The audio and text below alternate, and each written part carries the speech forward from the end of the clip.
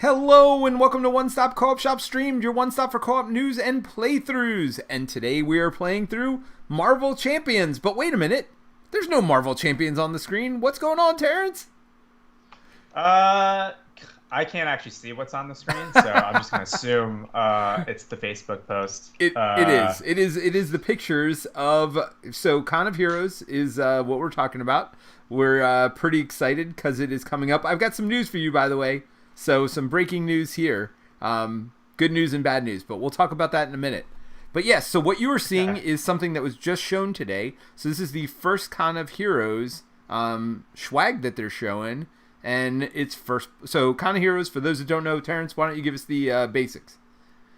Yeah, it's it's a con over a weekend in May 18th. And it's just a place where people can come together and play this game. Assuming if you're here, you like Marvel Champions, to just come play Marvel Champions with other people who also love the game.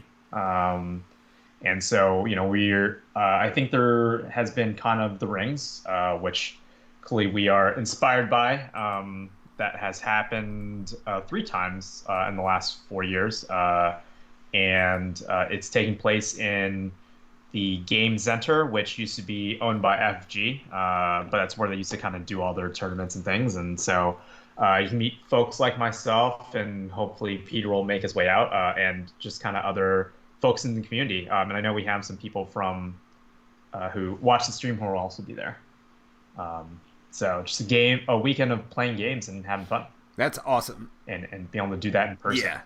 Which I feel like is a rare thing these days. Well, and hopefully all will go off without a hitch. Now, I have no affiliation with Con of Heroes. I just want to put that out there up front. Terrence, you do have affiliation with it. Yeah, I'm one of the organizers, so I basically beg Peter to let me pimp stuff out on the content channel. Yes. So, but bottom line is that it's a convention that is, if you love Marvel Champions, it's a great place to go play. Well, we're hoping, because it hasn't happened yet. So I'm assuming, though, by the people. Yeah, you can judge it after it happens, if it's great or not. But what we can promise is there will be a room and 2-3 days of people playing Marvel Champions and maybe some other stuff. I hear Peter might bring some Crisis Protocol or something, or maybe he'll just get Baron to bring his copy. if I come, and so that's my news for today. Yeah. But first, I guess let's talk about, so with your admission, which is what, $45 now, but you only have a couple more days at that price, then it goes up to $50. Yeah. Early bird has been going on for this entire month, and then we did some kind of short window in December, and then general sales tickets is going to go up to $50. So. That starts on February 1st. So you got till basically Monday, I think. Monday's 31st. And not only, so you're seeing one of the first giveaways that's being shown, which is a first player marker here. So it says Con of Heroes 2022 on one side and the Thanos Snap on the other side.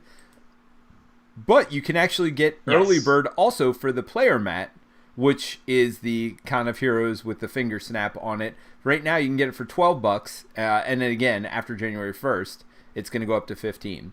So if you buy now, you could save $8. So we're trying to get it to you, the information, before early bird goes away. So these poker chips look pretty cool, though, and the player mat does too. So you ready to hear my news? So I got good news and bad news. I'm going to start with the good news. The good news is I bought my tickets last night.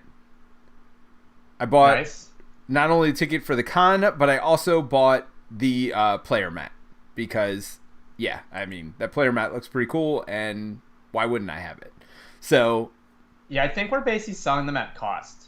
We're making no money off of those player mats. Well, which is fine, but I mean, it's nice to have them. I'm sure there's a minimum order or whatever else that you have to get to.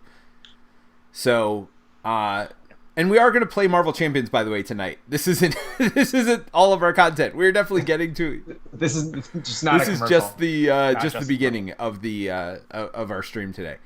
But, so the bad news. So the good news is I bought everything. I got my tickets, got everything. The bad news is that I was like putting it in my calendar, and then I was looking. I was like, oh, I got other events to put in my calendar. Let me go ahead and put everything in.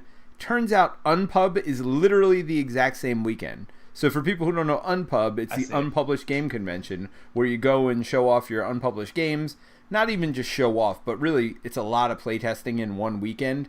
We are VIP like people there, which all that means is we gave them a bunch of money up front to be able to do it for a certain number of years in a row. And this is our last year where it's included in that pass.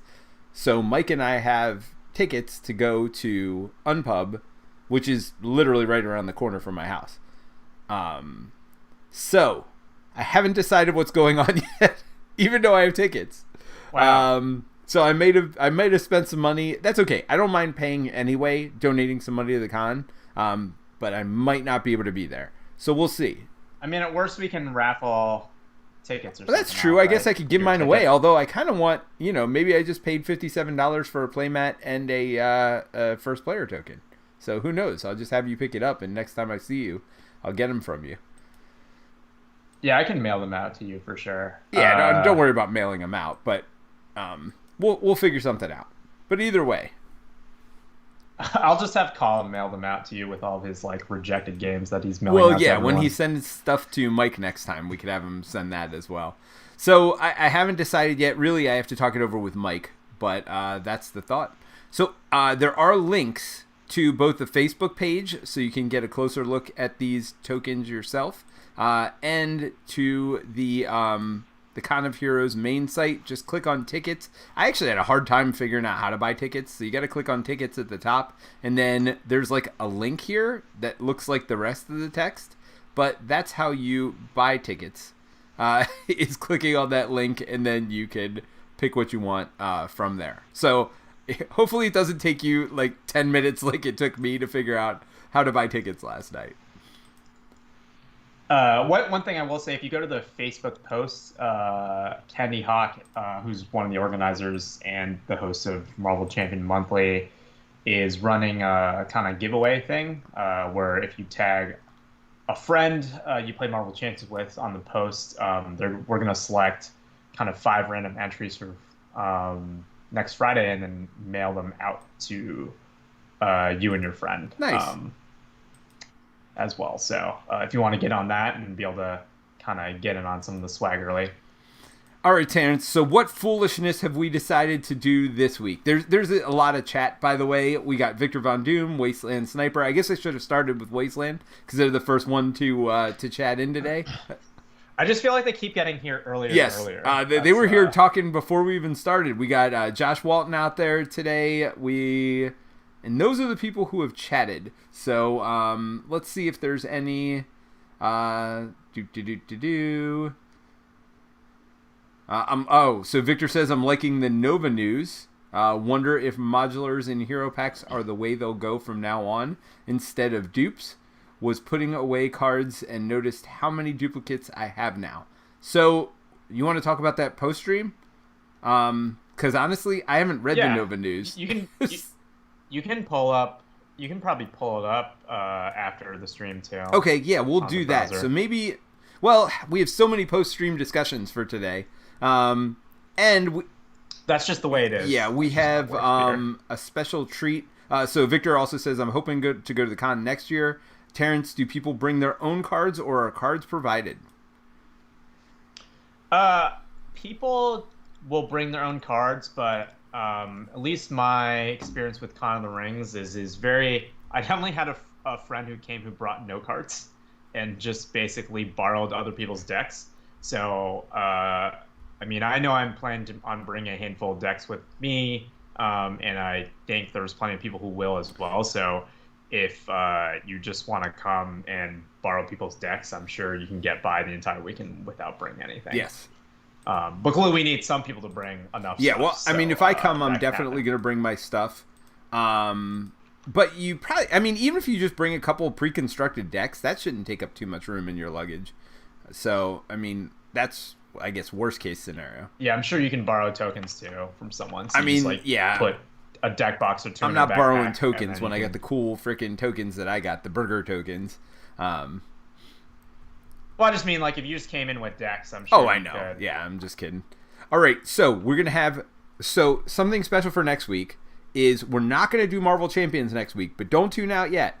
Next week, we're going to actually play Lord of the Rings Living Card Game. The new core set just came out today, so we're going to preview that next week and then have a post-stream discussion next week about whether Marvel Champions players will like that game or not. And I think there's a split camp on that because I think Terence and I might have opposing views on because I know he loves Lord of the Rings and I've gotten rid of it a couple times now. So let's see if things have changed with my... So the reason I wanted to go back to it, a couple things. Number one is the new revised core set just came out. But the second thing is that... now that I've played so much Marvel Champions, I felt like the mechanics of that game would be more intuitive to me. So I'm looking forward to going back and playing. Now, I haven't played it again recently, so I'm not saying that my views are going to be negative next week. But it'll be interesting to me whether my views of that game have changed after playing so much Marvel Champions and understanding the core mechanisms better, even though the core mechanisms in that game are different, as I've been finding out as I've done a little bit of research into it again, I've owned that game at least twice now.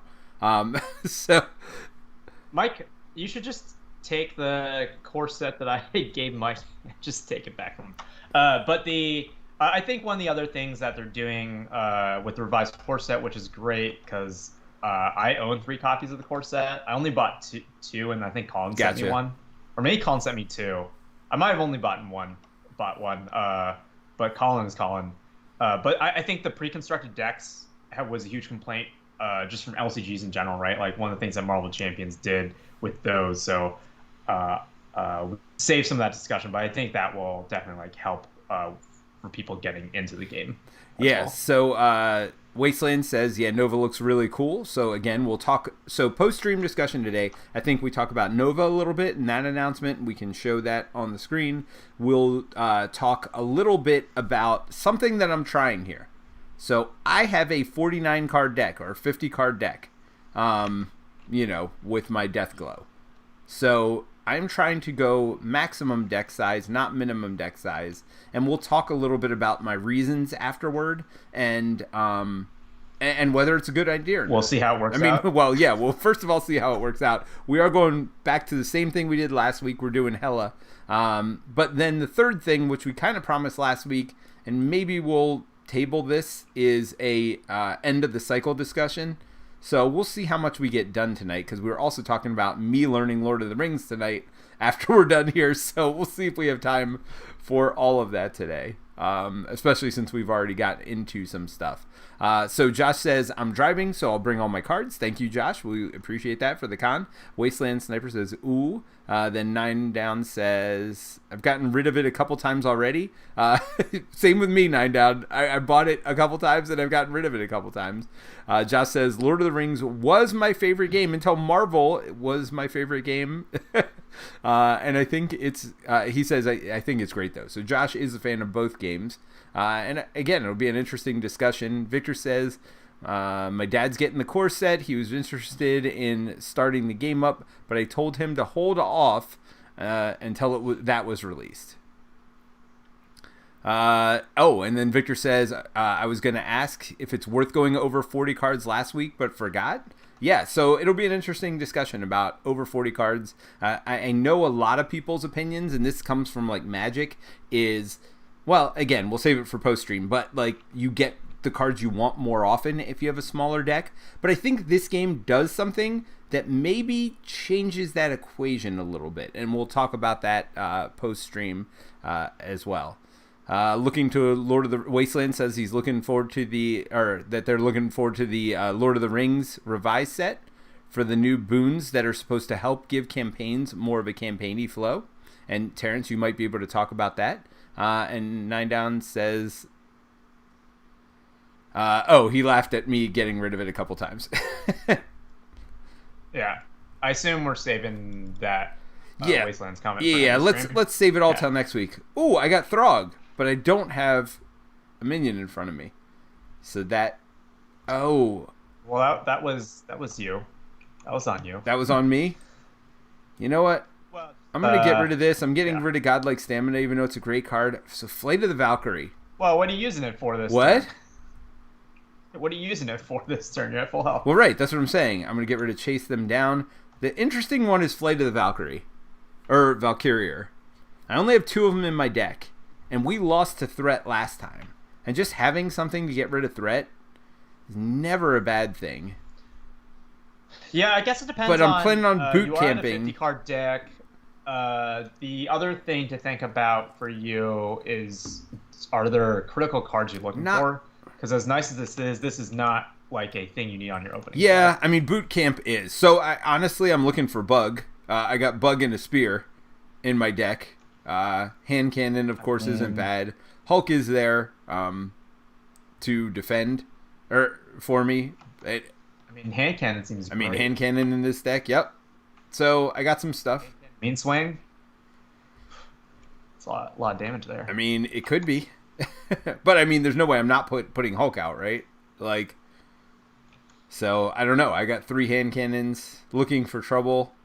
Would let me get rid of some Threat, too. Although we can't get rid of Threat on this until we take care of the Garm, right? Yeah. I mean, looking for trouble is probably not worth it on this opening play. No. All right, Terence. Well, let's get it started. All right. So you are doing Vision. You've had some tweaks to your deck as well, but we'll figure them out as the game goes on. Yeah. So I'm not going dense, right? That's the call we're making. I think you are not going dense early for sure, unless. So you figuring out how to get tough off of him, then? I mean, I don't know if I can. That's the problem. I mean, well, you know what? We're not dealing with a threat issue right now, so why don't you go dense early? Just because dense allows me to not take his attack, or intangible allows me to not take his attack. Okay, we can do that, and then I'll just plink the tough off, right? And not worry about, like, I won't hand cannon this turn, and I won't do a hard swing. I'll just do a building turn. I'll probably put Boot Camp in and Hulk in, and call it a day. Okay. So let's see. So I'm totally playing Solar Gem. Yes. Which is a free resource. Man, I miss free resources. That's the one thing I wish Valkyrie had, is some kind of free resource, even if it was only to put Deathglow out. Like, I would be fine with just that. Maybe. Oh man, do I? But there's no reason to do this, actually. Okay, so I'll put Regroup out, so you can like chomp or something. An ally is defeated by an enemy attacking, return it to its owner's hand instead of discarding it. Now this is whenever you want. No, I have to. It has to be this round, so it has to be Hulk chomping. Or if Hulk attacks and gets a bad draw, that would be another wave. No, it's defeated, so that's discard. Oh yeah. I mean, it's fine. Is she going to do 5 damage? That's the question. Else to play. It's fine if this fizzles. I'm not sad about it. If I was more confident in Hulk not... All right, well, I mean, I still might attack with Hulk then. We'll see. Anyway, all right, so you done? Yes. No. I'm obviously going to do something with myself, so I'm going to work. Yeah. Too. And I mean, it should work for you now, right? I know last week we had some issues. Yeah. Well, it's only any time like the mod like kind of dies and not dies, but TTS dies and we reload. I feel like the mod always kind of messes So I'm going to up. spend 3 here to put out Boot Camp. Put out Boot Camp. And then I'm going to spend 2 to put out Hulk. Now the question is, okay. Do I gamble? Because I did not build this deck to, maximize him and not get rid of him. But the deck is still pretty strongly Fists and Lightning. I mean, that's just what you do. That's what people come to expect. I mean, yeah, right? I'm doing it. He's literally... Well, you got to... You're taking tough off first, well, right? I don't know that I'm going to send Hulk this way. Or do I? I was thinking about just going after the boss. Call it a day. Okay. Because, if I get a fist, he could plink tough off with his fist, right? Although, I guess I only attack for 2 now. So, sure. Let me go ahead and get rid of tough. You're like, just get rid of the whole card. I would like to get rid of the whole card. So, it's got 8 life. Hulk hits for 4 with Boot Camp. Yeah, that's insane, man. Let's do it. It's hard, man. Hulk's hitting him for 4. That's half his life. And 2 more. Come on. Boom. There it is. There's a fist. So 6 damage? Yeah, you can either do 4 here, or you can just put 2 on her and then have Hulk kill her next turn, right? Well, I don't know if I'm going to have Hulk, right? Because this whole regroup thing is... Oh, yeah, it'll return to my hand. Well, but it would be terrible if Hulk had 1 life after the chump. Yeah, well then, you can at least kill her with... yeah, that's what I was thinking. I can kill her with Valkyrie, and this deck is designed to overkill a little bit. So if I do have some overkill, it'll go over if I get another hand cannon or whatever else. I think we got some stuff here. I think we're good. All right, so I'm readying up. Do you want me to heal Hulk? No. We want Hulk to die, right? Well, I don't know. I just literally have this card in my hand. So just discard it. Well, I mean... I'm going to heal Hulk for 1. Heal Hulk for 1. I mean, why wouldn't I? Right? Yeah, that's fine. Unless you actually want him to go to your hand. No. But even that's not guaranteed. Well, exactly. All right. Ooh, I got Bug and Angela. It's game time. I got Boot Camp out and Hulk and Angela in my hand. And I got a follow through, by the way, as well, and a double resource. All right. This might work out. I mean, I'm literally just a beat stick at this point. So if I get my... That's what you said. That's no. Last game I was not. Last game I was definitely all over the place with my build. It was not focused at all. Right now I'm just focused on hitting stuff hard, and I've got allies that are literally there to... except... Are you just hero Rhino? I'm just breaking and taking, and the only ally I care about is Bug. Everybody else is just there to either block for me or whatever else. But gosh, I don't know. It might be worth taking this damage just so I can have Hulk smash again next turn. I don't know.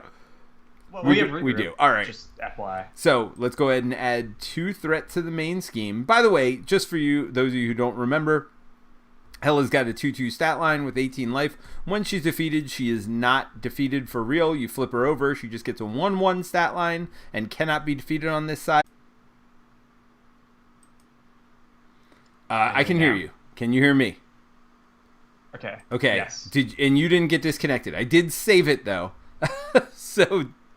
No, I did not get disconnected. I saw your ping go up to like 999. Yeah, I don't know what happened there. So bottom line is, you got to go through 3 stages. And then you got to so after you go through 3 stages, you get Odin, but her stat line increases by +1/+1 for each stage, and her life increases by each stage you've gone through. So yeah, she just gets tougher and tougher as this mission goes along. But it's a little like Lord of the Rings. Speaking of Lord of the Rings, where you're going through stages here rather than just beating on her the whole time. Yeah, it's funny you say that because Caleb just had an interview on Critical Encounters, which was really good, and he did mention that he pulled a little from his Lord of the Rings roots when designing this. Yeah, film. Absolutely. All right, so Terence, we've added threat to the scheme. Hela is going to attack you. I assume you're just taking it. Yep. All right. Nothing. So you take no damage, and then you take no damage from Garm also. All right, so that worked out actually, having you be first player. Victor says, every time that happens, I think I'm having a stroke. That is a good one. So I guess I do block with Hulk, right? So 2 damage plus 1 is only 3. All right, so there's that. And go ahead and take your card. I get my card. Yay. Oh, no. Get 2 more cards. Because why wouldn't you?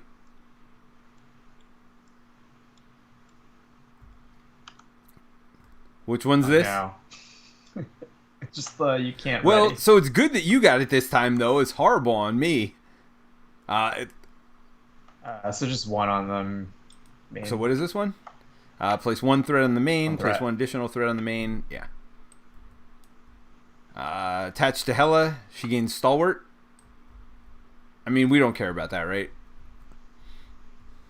I only kind of care because I can confuse I mean, her. The bottom line is if we flip her, it won't matter either way. But we don't want to flip her, certainly, before getting rid of this first one. So I almost feel like we want to beat her down to an inch of her life, then get rid of the first one. and go from there. That's all you, man. I do beat things. I might beat her to within an inch of her life accidentally. So I do have Bug in this deck. I mean, it's real hard for me to build a deck without Bug anymore, especially a deck where I can attack twice on a turn. Feels real good to do that. So we've got Bug. There is an Energy Spear out there as well, but I mean, it's a free 2 damage. In fact, I could just kill Garm right now with Bug. But first things first, I think I'm going to put Angela out first. You don't have a problem with Angela, right? I mean, it's another chumper for me, which makes me happy always. So I'm going to just search here and look at the top 10 cards. So we've got a Frost Giant there. And then, so that might be it. Yeah, Frost Giant's our only choice, so we have to take that. 4 life and tough. Well, it was maybe not the best guy. I mean, I don't love tough. So between myself and Angela, well, Angela does 3. I mean, we could leave yours, right? Unless you're flipping down this turn. I mean, because this does no damage to you. It would be nice. It would be nice to get rid of Frozen, is all. Yes, that's true. I mean, but it's only 1 threat either way then. I mean, this 3 damage on me seems way worse right now. I do also have Power Man. How much does Power Man attack for? Up to 4. Wasteland says Intangible is so good. Yes. Yes, it is. Yeah, because Angel attacks for 3, Bug attacks for 2. I attack for 2. You also do have Deathglow. Right. Yeah, so if you kill something, you could ready. That's true. So that's true. Well, yes. That's a good point. Table. Because you're not. Yeah, and actually, I'm going to use both of my cards. So I'm going to double Deathglow. All right, so first things first, Bug is going to take Tough away. Then I Deathglowed with Shield Maiden over here. So I'm going to attack, get rid of yours. Cool. Get Deathglow back. Then I'm going to Deathglow the Frost Giant. Angel is going to attack it for 3. So Bug is now healed because I didn't attack. And I should have readied. After that attack. This should be at 4. Because you forgot to add the +1 from... Isn't it only 3? It was at 0, right? 0, so 2, and then 3 from this, and then I had this good call. Good call. All right, so, and again, I guess I should explain Deathglow for those who don't know it. When attached to an enemy is defeated, set this card aside. If Valkyrie defeated it, ready her. So that's why I Deathglowed this one. I got readied afterward. Now, Angel is going to do 3 over here, and I'm going to defeat it, and I Deathglowed again, getting rid of follow-through. So, unfortunately, Deathglow, it counts as if it's in your hand when it's off to the side, but you do have to pay for it every turn. So, I did pay for it again. I'm readying again, but I got rid of the Giant. And now I can attack again for 2. Or I can thwart for 1. I mean... Attack. Yeah. Oh. All right. I'm attacking for 2. I'm just a beat stick, and I will start getting my other things that will enhance my attacking as well. So we'll see. Is it my turn? I don't get ready. Come on, I'm done, Terence. That means we're done. This is selfish time. Do you want me to heal people? The only benefit of healing Hulk right now is that if he does draw his deal 1 damage to everybody, he could live through that. Angela's just going to chump for me this turn, so she doesn't need to be healed. So you're going to heal Hulk? Okay. Sure. Or do you want to put in reboot? First? I can't read it. Oh, darn it. Some Thorn for 2 on main. Do you want main, right? Yeah, I mean, we don't want to lose main, which is losing the game. And then I'm gonna do this to get rid of that. Yeah. Oh, although, yeah, that's. I mean, but as soon as we get rid of this, it's going to bring in one of the other ones. So. Yeah, so I'm wondering, like, do you want me to drop this down to 2 because I can clear it next turn, or do you want me to do main? I mean, I feel like we didn't pay attention to main last time and we lost because of it.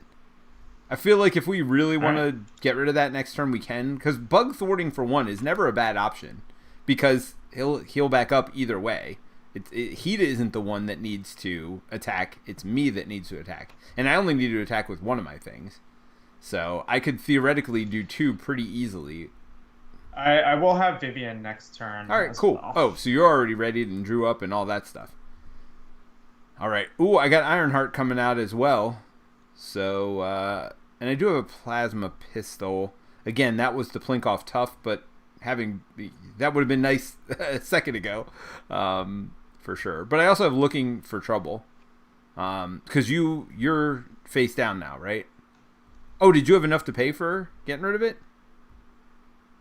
Yeah, I had 1 and I used the gem, which I use as a... Nice. Nice. So this needed a fist and a lightning bolt. Yep. So you paid the fist with reboot and lightning bolt there. Nice. Sweet. All right, so let's go ahead and add 3. 1, 2, 3 to the main. Then we are going to have them attack me because I'm first player, and Angela is going to block for me. Attach Hela's crown to Hela.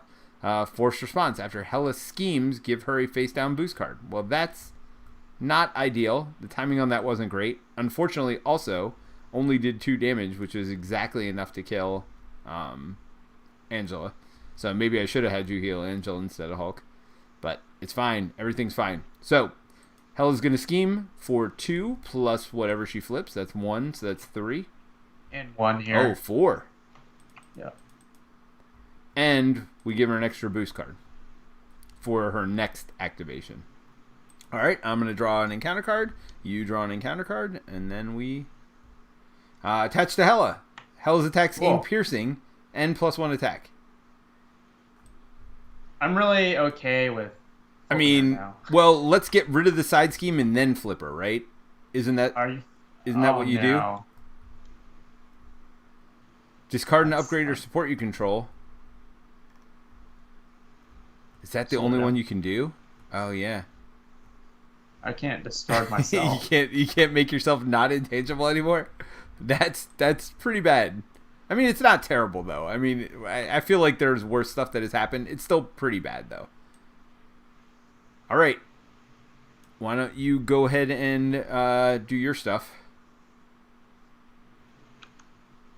Flip. Did I just go dense? I mean, well, are we getting rid of... Oh, well, yeah, I guess we need to do as much damage as possible to her. And then we can worry about that next turn. Alright, so... When you go dense, you draw a card, right? Yeah, but I think we need the thwarting. So what's she going to do? While you're in intangible form... So do you want me to clear this turn? Like, you can thwart for 1 with bug, right? So me and Vivian can clear this. I mean, you are first player, so I would rather the enemy go in front of you if you're... Oh, but you're not intangible right now. I am intangible right now. Oh, I haven't flipped. I mean, the nice part is if it was in front of you. But I have Ironheart too, don't forget. So Ironheart will probably be the one to do the last and I can stay in intangible. So I will thwart for 3 on this. And then I'll thwart 2 on main. Now, how do you heal her again? Oh, United We Stand heals her. You got plenty of stuff to heal. When United We Stand just heals... Oh, so it heals... Oh, but she's always 1. Which isn't great. Yes. Oh, you have your cape, which is good. Alright, so... should I have Power Man just go? Do his attack? Yeah, or should I hold I mean, him? Once he's done his attack, he's then just chumper, right? I mean, having a chumper is not the worst thing. Yeah, with all this crap out here. Yeah, okay. So I'm gonna hit for 4. I mean, I could potentially take him down this turn. We want to take the scheme down before we kill her, though, right? That's where we're at? Yeah. Okay. Yeah. I assume I'm going to do it with Ironheart somehow. So that'll be easy enough. All right, so it's me. Okay. Uh-huh. So I'm going to have Hulk attack first. Just because I need to see what happens here. So 1, 2, 3, 4 for Hulk's attack, because he attacks for 3, and then boot camp. If you do damage to everyone, I'll be very upset. I'm sorry, dude, if I do. Nope, he just goes away.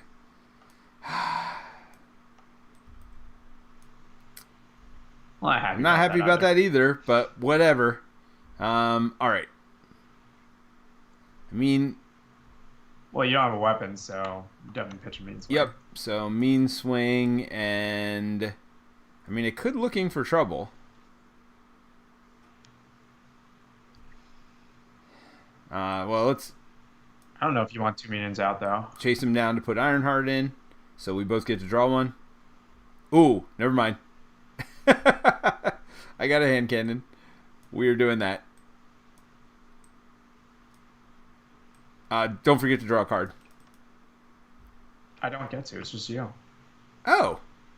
It's not Maria Hill. You're right. I was thinking of a different hero. But, yeah, I got a hand cannon. So I got that going for me. All right, so first things first, I'm going to thwart this to get rid of it. And it says, when defeated, first player reveals Golbjorn and Scourge. So, here you go. That's yours. He's tough. This goes away into our victory display. Well, at least I only take 1 damage from that. Scourge engages the first player. What was that? I only take 1 damage from that. No, it's not bad. But don't forget, Hela's now +1/+1 because we have 1 in the victory display. Yeah, I'm chumping, right? It's not one yes. decided. One of my chumpers is gone. Although I do have Ironheart still, so it's not too bad. First player reveals Hall of Nostra and puts... Oh, I got to take an extra encounter card, too.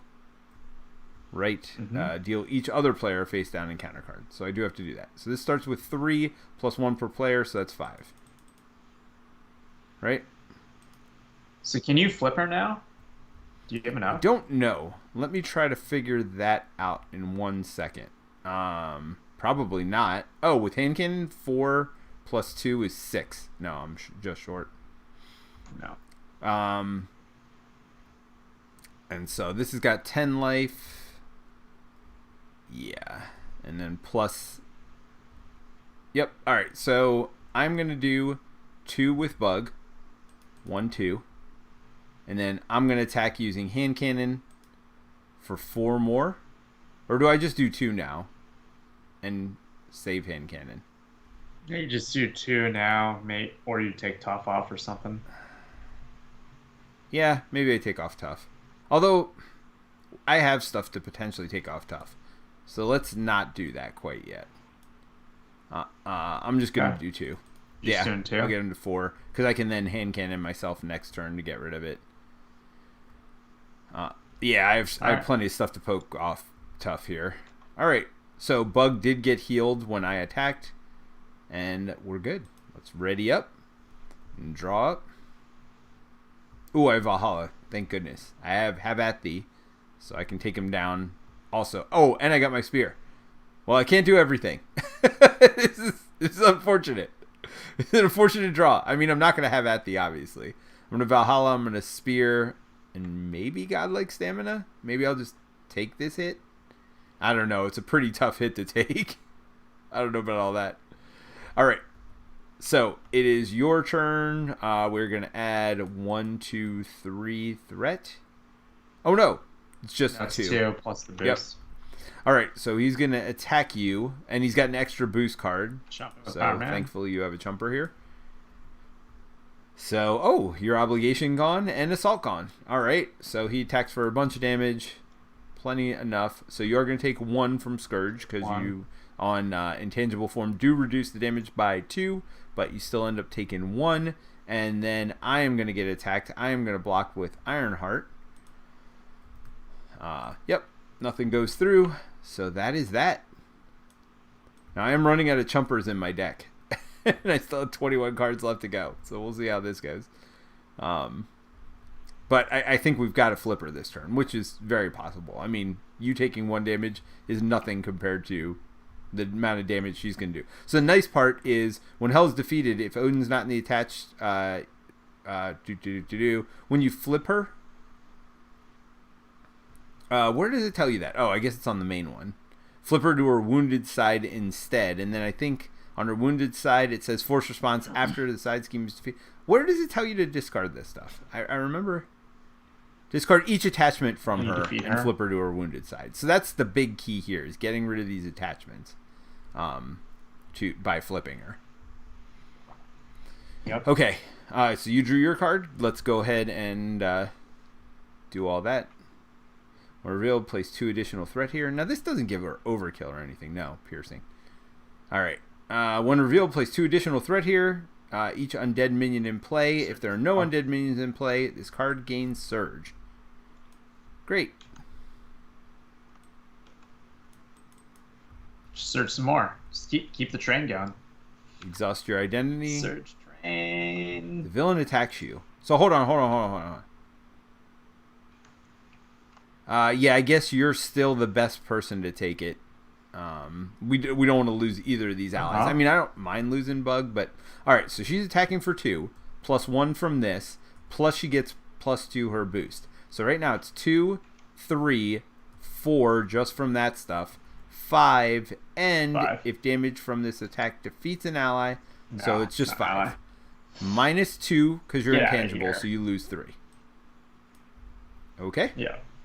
And let's see. Oh, hey, it's your turn to do stuff. We got plenty of threat here. Came ready though. Oh yeah, the deadly cold of Jotunheim immobilizes even the hardiest of heroes. Heroes and allies cannot be readied by player effects. When revealed, exhaust each ally in play. Well, that's not great. That's not great, and we're putting 4 on here. And nothing can ready them. This card is garbage, by the way. How in the world are we supposed to get rid of that? Do you have cards that thwart? Over you 2 don't, turns. Right? I mean, I do, just not in my hand. So you're going to be able to thwart 2 here on that. Yeah, this is real bad. Okay. Yep, haven't. That's what you said last time we played against the Unnatural Storm. It's a terrible card. I mean, it's bad enough, but then exhaust each ally also, and 2 per player. Like, I don't know. That needs to have 2 on it, or 1 per player, or something.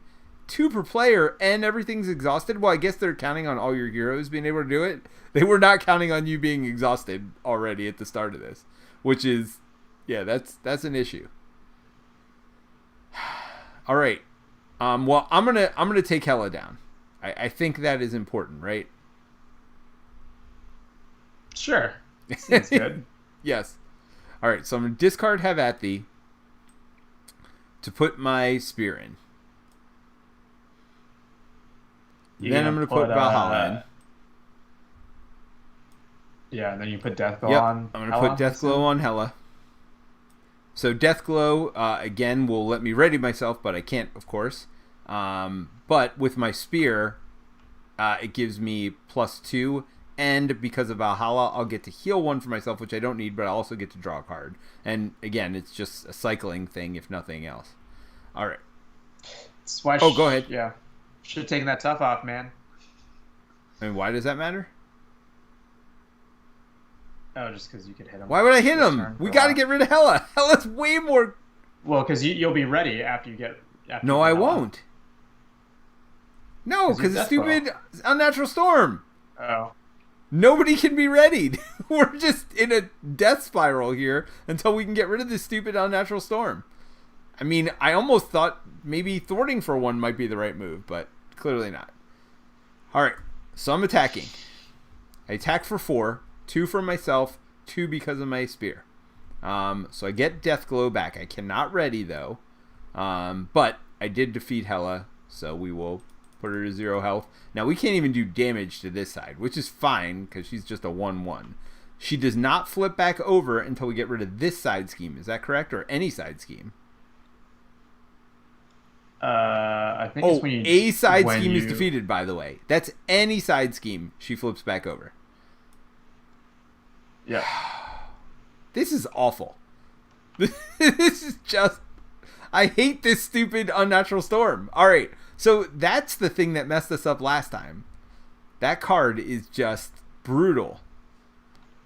Yeah, man, I should have brought my Justice Vision. So I do get rid of Valhalla, and I got Mean Swing. I think Mean Swing is not important enough to keep, so I'm going to discard that at the end of the round.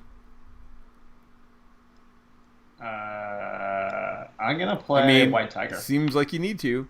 Now, do you want that house? Yeah, because I can play it. Because I only get to draw 1 card. Oh, okay.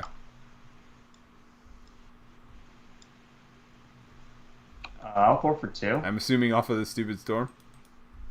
And we just got to hope to draw allies here. And you don't have a ton of allies in your deck.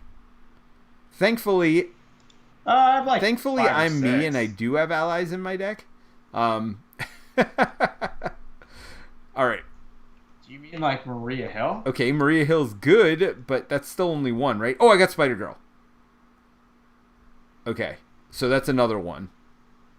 Oh, and you got Make the Call, too. Wait, these aren't ready. Nothing is ready on your board, dude. I don't know why you think it's cool to ready all your stuff. You can. It's just card effects. You can ready everything except by card effects. Oh! Like, reboot. Well, that's not that bad at all.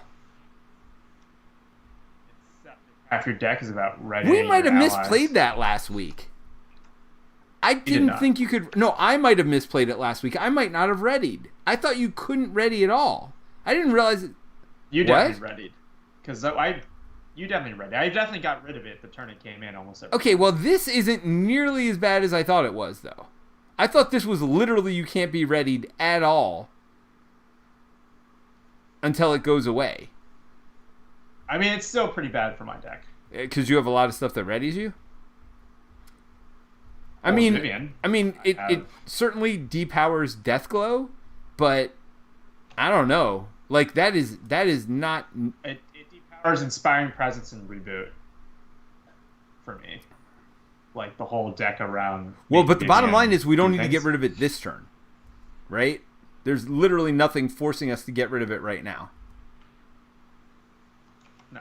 Okay, I do need to get rid of this. Yeah, because, I mean, we need to worry about the main scheme. I mean, getting rid of this is not terrible either, but we can't work on that yet. Okay, all right. So I am less stressed out about that card now. I literally thought it was you couldn't... I am still stressed. It still stresses me out. But I thought it... Because it also exhausts... The thing is, it's such a tempo hit, because it exhausts everything you have in play out that's allies. If you're relying on allies, it's a pretty big swing. Oh my gosh. Somebody pointed out, Bahamut pointed out that the spear is the defensive one, I think. And he's totally right. So I would have had to hand cannon to defeat it last turn. And why did I even bother putting the spear out? No one knows, because I don't want the spear out. So you can discard it when you get the... When I get the what? Treachery. Oh, that's a good point. Yeah, there's something to get rid of. But yes, I don't want the spear out, but thankfully I got my holster. So that doesn't matter. All right. Thank you so much, Bahamut, for pointing that out. You can always discard it, man. I totally thought it was the sword for some reason. I don't know why I did. Dragon Fang? I mean, having the spear is not terrible because there's certainly times near the end of the game where I'm like, I'm going to die if I don't defend here. And one defense is just not enough. So, I mean, having it, given the fact that I get the holster, is not bad. But I was planning on literally never playing that spear this game. I just wasn't paying attention, in all honesty. Is your deck? Your massive deck? Yes. Well, I got a sword coming at some point. I was very excited, too. I was like, oh, I got my combat training. I got my sword already. I got a hand cannon. Like, this is going to be some damage time. But, no. Stupid spear. Anyway. So, we're going to add 2 threat to the main scheme. And then I'm just going to take this hit right to my face. 1 plus... I mean, look, it's better than having Laffy come out, but yeah, that's an extra 4 damage I didn't really want to take to my face. So that's 5 total damage. Do you have Moment of Triumph? No, I do not. Like in your deck? Which one's Moment of Triumph again? 50 cards. When you overkill, I don't you heal have that card in my deck. I should, because it is an overkill deck, but I did not put that in for whatever reason. Probably because I had so much other healing that I didn't think it was 100% necessary, and I'm already at 50 cards. But we'll talk about that at the end. I mean, there's certainly... I thought about that card, for sure. Hopefully it doesn't hit me too bad. 2. Which, you're intangible, or... Yes. So, nothing. Yeah. And then you take 1 over here. Yeah. And you already did that? Alright. So, Yep. my encounter card, your encounter card. Oh, hey. What's up? Did you like Surging? 1 reveal, place 2 additional... Do you want me to never remove threat off the main scheme? Do we have any undead in play, by the way? We didn't look at that last time, I guess. No, we didn't. We only had... If there are no undead minions, Surge. This is how I search into the Unnatural Storm. Hero Hela attacks. Place 1 threat on each side scheme. When there are 4 side schemes in play? That's awesome. By the way, you know what I love? When I get attacked, and watch, she's going to draw another 4 boost, and like I'm going to be dead. Just 2 this time, so 3 damage. You healing, I guess? I mean, I don't know. I'm not going to worry about that right now. I mean, I was going to worry about your person over here. Go ahead and... Cool. Oh. Schemes. Nice. I mean, only 1 plus... this card gains boost icons equal to the number of side schemes in the victory display. Oh, by the way, I should take an extra 2 damage. I'm just realizing. So I'm down to 2 life. Oh, I should take an extra 1. Yes. And then he's going to scheme for 1 more as well. Side scheme. This card gains boost equal to the number of side schemes, which is 4. No, it's the number of side schemes in the victory display. Oh, thank goodness. 1. All right. So it's 1, 2, 3. 2, 3. It's not great, Terence. Got to be honest. I was happier a moment ago. Before I just got pooped in my face. Okay. Well, I am getting to play Maria Hill. Maria Hill's good. So we should draw a card. I do like drawing a card here. Ooh, Flight of the Valkyrie. That's actually not bad right now. I'm gonna.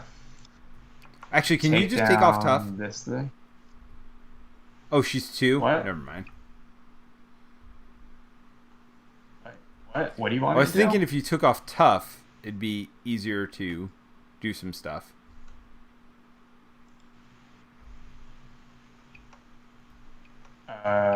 I'm gonna remove 3 threat off of. Okay, so that's gonna flip Hela back over. I mean, I feel like you don't want me to leave these out. No, I mean at some point, yeah, you're a threat person. Unfortunately, I don't have my spear yet. What do I take 2 off of? I mean, at this point, the only thing you can do is these. Right? And I can do 1 with Bug to finish it off. Do you need that? Do you need Bug for Scourge? I mean, need is a strong word. Alright, so me and Maria Hill will take one of those out, and then I'll take the last one off. What do you mean you'll take the last one off?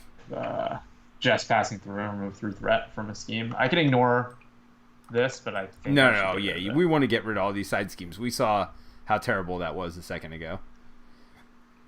And then now I have 2 chumpers. Oh, White Tiger only has 3 chumpers? I have 3 chumpers. Oh, they're all within 1 of death? I mean, you're not chumping with Vivian. Why not? I can make the call. Oh. Your deck's almost out, though, so you got to do it quickly. Can you make the call from my deck? You could, right? Although then it would come in front of you, and you wouldn't get the benefit of boot camp. That's true. All right. Well, I think combat training is the right first call here.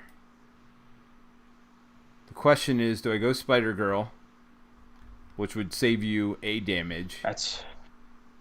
Or do I put in Flight of the Valkyrie and help with the threat? I feel like the last game, every choice I made was Flight of the Valkyrie. I feel like with you having all those chumpers, I think you have to flip down, man. Right? Yes. So that's even more reason to put in Flight of the Valkyrie, right? So I'm going to spend 2 to put in Flight of the Valkyrie, although I'm not going to be able to use it this turn. And I'll just put in my holster also. That way, when I get my sword, I'll be able to deal with it. So you're saying you don't think I should do any attacks or anything? I should just heal this turn? I mean, I don't know if you should not do any attacks, but I think you should heal. I have 2 health. All right. So then that means Bug's taking a damage here. To take off Tough. To take Tough off? Oh, we got to reset the health here. You said reset, right? So that is 9 per player. Or it's actually 12 per player because there's 1 in the victory display. So that gets it to 24. So that's the thing. Yes. I would like to heal at some point. Well, you've got 2 chumpers, so that's what I'm saying. Do we need to heal this turn? Is this the turn to do the healing? I think so, because when is a better time? Okay, so you want me to flip and heal now? Is there a better time for you to heal? I just feel like you kill him, we clear this thing, more stuff comes out. There's that. I mean, I'm not going to kill him. Let's be honest here. I do have some attack stuff, but not enough to kill stuff. Yeah, but I will be able to help with threat a little bit this time because I am going to prioritize these. All right, so we're done our turn. I actually get to draw a 6. There's a thing. Oh, I do have Annabelle too, and a godlike stamina. So that's actually good that I'm face down right now.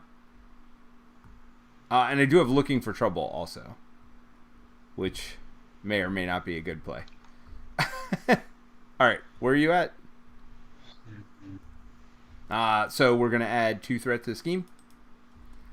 Then she is going to attack you. She gets +1 to attack to all her stats.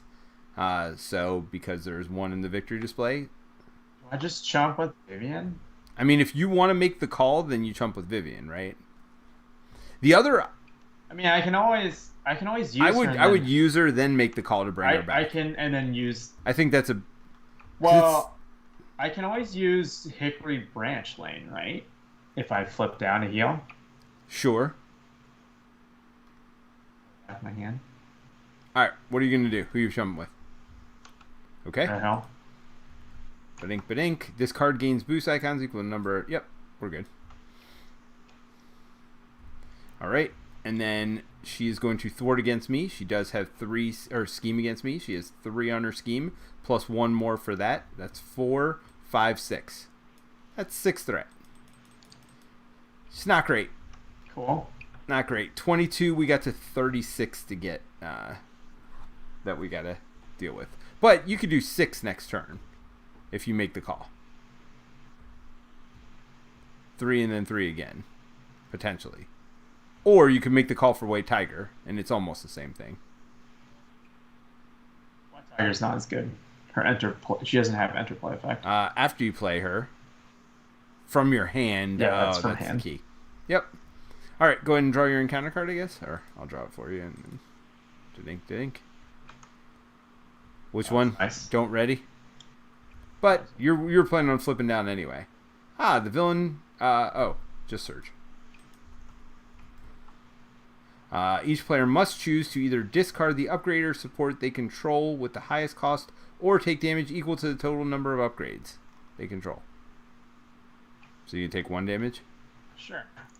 Yeah, I'll take 1 damage. I would have to get rid of boot camp.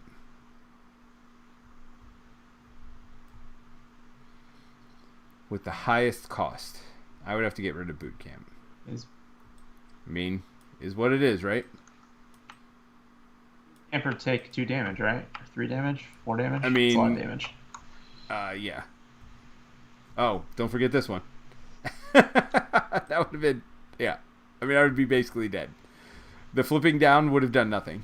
Yeah, so... Unfortunately, boot camp is gone, but that's fine. Bug still does tough plinking and stuff like that. And can thwart now more without worrying about losing the extra attack or whatever. So I'm not too worried about it. All right, so I'm first I'm first player, and we're going from there. Mm-hmm. So what can she do? Exhaust Annabelle, search the top 5 cards of your deck for a Valkyrie card and add it to your hand. I feel like that's good just for a resource, right? So basically she's just 1 at that point. So look at the top 5 cards. Chooser of the Slain, I got 2 of those, or my sword. I feel like Chooser of the Slain, right, at this point? Lets me choose an enemy to bring in. Do we have any good enemies to bring in? And draw 2 cards?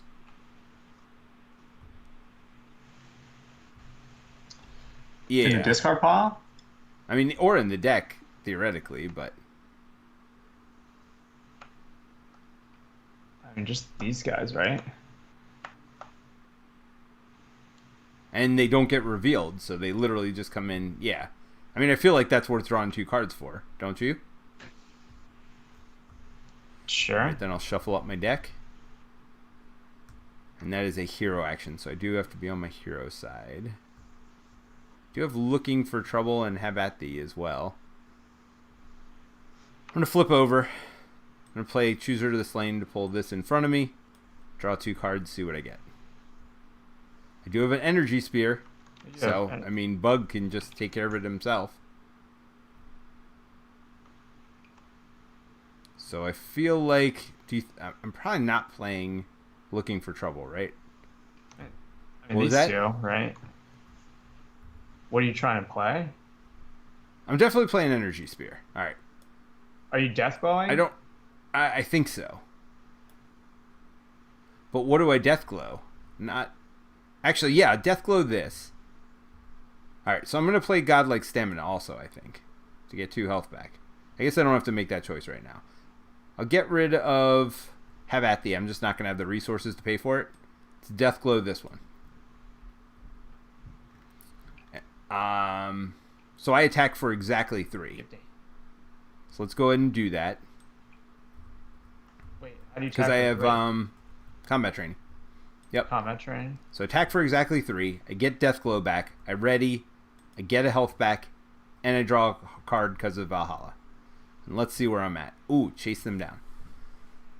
Do you get to play that now? I don't know. That is a good question.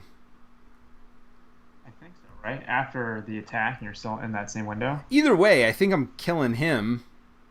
And potentially death glowing also, right? Can I kill him? We got 3 damage here.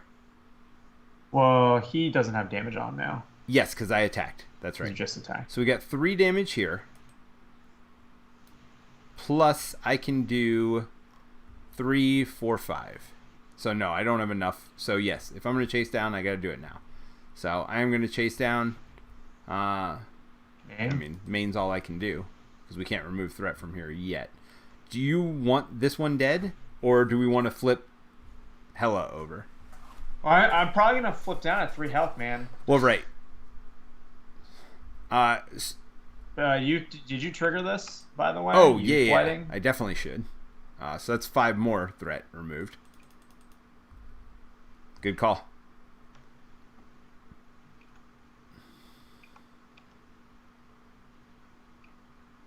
Omicron says, yes, you're in the window for chase them down.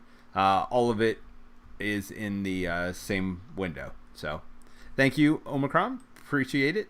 And I get rid of that. So yeah, that was 7 damage off the main. That feels pretty good. I feel like I've done some thwarting this game, which is way more than I did last game. So question is, I mean, godlike stamina is good, but having follow through might be better in this situation. Right? Just start building some follow throughs up so that. Do you have bring it on the do 6 damage thwart for overkill? I don't think so. Look, I already have 50 cards. I already got a bunch of good cards. I mean, I could just looking for trouble also. Although I figure it actually probably won't go off. Yeah, it won't go off. Yeah, so, yeah, I mean, so that's a dead card. So I do feel like follow through might be the right call at this point. And maybe the follow throughs aren't. Or should I just godlike stamina and discard the other stuff? You can play follow through if you want. It thins your deck. Which, you could use all the help. I'm not so sure that you're right on that. We'll talk about that later. All right, so Bug and I will just attack your thing. So Bug attacks first, then I attack second. So it is Bug's back to 0 damage again. So Bug does 3, and then I do 3 as well. Unless you want me to do 2 more, are you going to be able to kill him or no?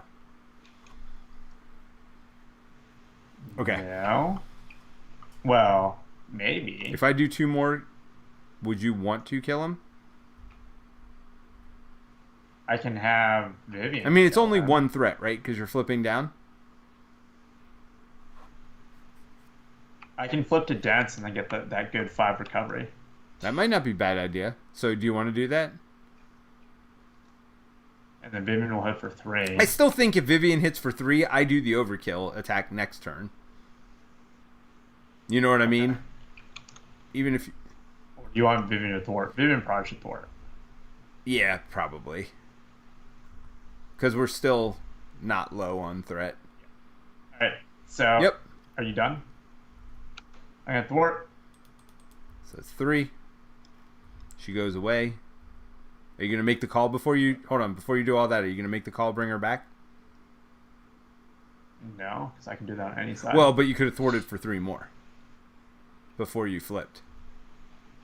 I mean, I guess it's too late now because you just saw you're drawing a double resource, but... Well, I can't because I flipped to dense already. Right. Oh, yeah, I see what you mean. No, I wasn't planning on doing it. Alright, I'm going to flip. Wait, no, before I flip... I meant to play this, actually. Confuse the enemy? Which is why I wasn't going to... Yeah, before I flipped over. I was going to do that. Now, wait a minute. So you're not making the call for... Yeah, I wasn't planning on making the call because I can bring her back. Okay. Well, I just thought you could do more with her now. Oh, but I guess you still can. Because you could still play her. Well, she won't have the stat line, though. Oh, right, because you're face down? Yeah. Got it. But it's fine. It's fine. I'm going to flip. So wait, what did you play? I'm sorry. I missed what you played. I played Phase Disruption, which confuses the villain. Ah. Choose an attachment that the enemy with the text hero action or hero response and discard it too. Huh. But bottom line is confused. Have that. Yeah, that was the key thing for flipping down. Yeah, I mean, 12 is not that bad anyway, but yes, I'm fine with that. Oh yeah, because you still got to get rid of this frozen garbage. Wait, do I have a better card to do that with? What I use? I use Make the Call. Doesn't help. Oh, you don't have a lightning? Yeah. Oh, you could have saved Kulu for your lightning. Yeah. Alright. So I'm bringing Vivian back to my hand just to use it to get rid of this thing. Well, no, you could have done it without that. Oh, but you're going to put out team training, which seems good. And then you could bring her back again next turn. Next turn, yep. And I'm going to heal for 5. So 3, and you get +2 if you are in dense form. I mean, seems like we're in not the worst base in the world. We've done a much better job of containing things this game than we did last game. Josh says, into the fray. Yeah, I mean, we'll talk about some of my decisions and maybe poor decisions. But I'm actually pretty happy with this deck, even with potentially there being better things to do. I've still always found that I've got good, like, I'm always happy with my stuff. Oh, man. I could get another hand cannon out. Now, I could choose what to discard. So, could I get another hand cannon out and discard my spear?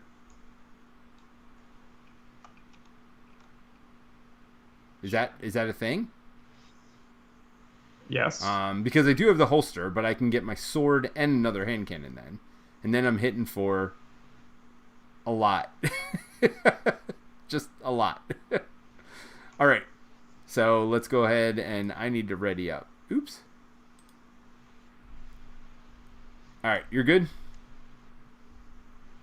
Mm-hmm. Oh, wait, no. I need a card. Oh, you decked also? Was that your first time decking? Yeah. Okay, yeah. So I actually decked the same exact time as you, which was part of my point for having a bigger deck. But, again, we'll talk... Well... Yeah, I mean, normally I feel like you would be flipping between your two forms to get that 6-card draw. On Vision. With Vision, right. All right, so for me, all right, so we have to add 2 threat to the main. Then gonna attack me. I guess I'm gonna block with Annabelle, unless you want to block with White Tiger. Doesn't matter to me. Oh, you would have wanted to do that before you decked, though, unfortunately.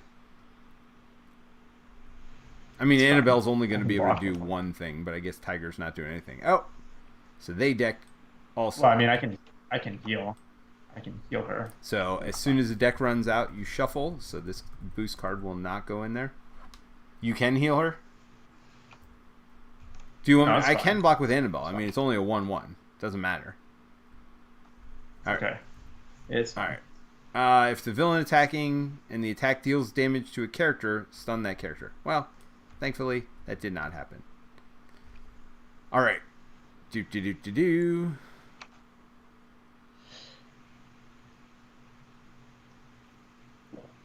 All right. Where are we going? It's confused. So Jay Atkinson says, spend more time talking about poor decisions. And then he says, ducks. What poor decisions? What poor decisions did we make, Jay? Josh says, hi, I was commenting that way, just helping Terence with the name of the card. Oh, me talking. I think my poor decisions were my deck building poor decisions. We'll see. We'll talk about it later. Where are we? Confused? Yes. Nice. All right. So then we both get another card.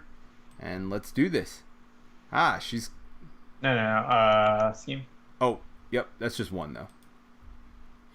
All right. So she's got her crown back, but that doesn't matter because we're beating her to bloody pulp in a second, right? Well, maybe not. I don't know. Why you asking me that? I mean, I'm going to do some overkill beating anyway. We'll see. Oh! This is me.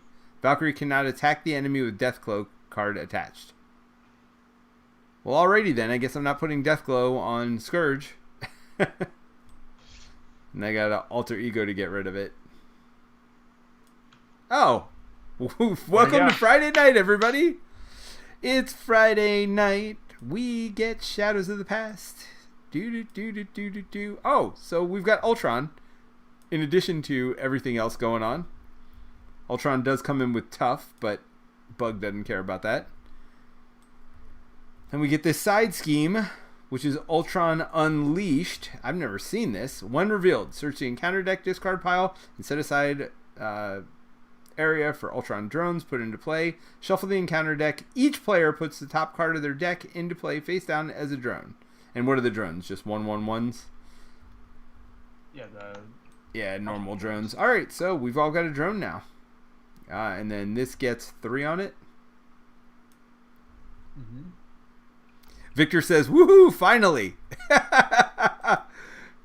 Victor's like, what's taking you so long to get Ultron or to get Shadows of the Past out. I mean, it's Friday night. We know it's coming. So there's some stuff to consider here. Yeah, which I mean, this bothers me, but not greatly enough. I mean, I should flip down at some point anyway to recover, but I just feel like there's too much stuff going on to think about flipping down right now. You're first player, so you do your stuff, and then. Well, unless Vivian's the card that's face down, I'm going to try to pull her out.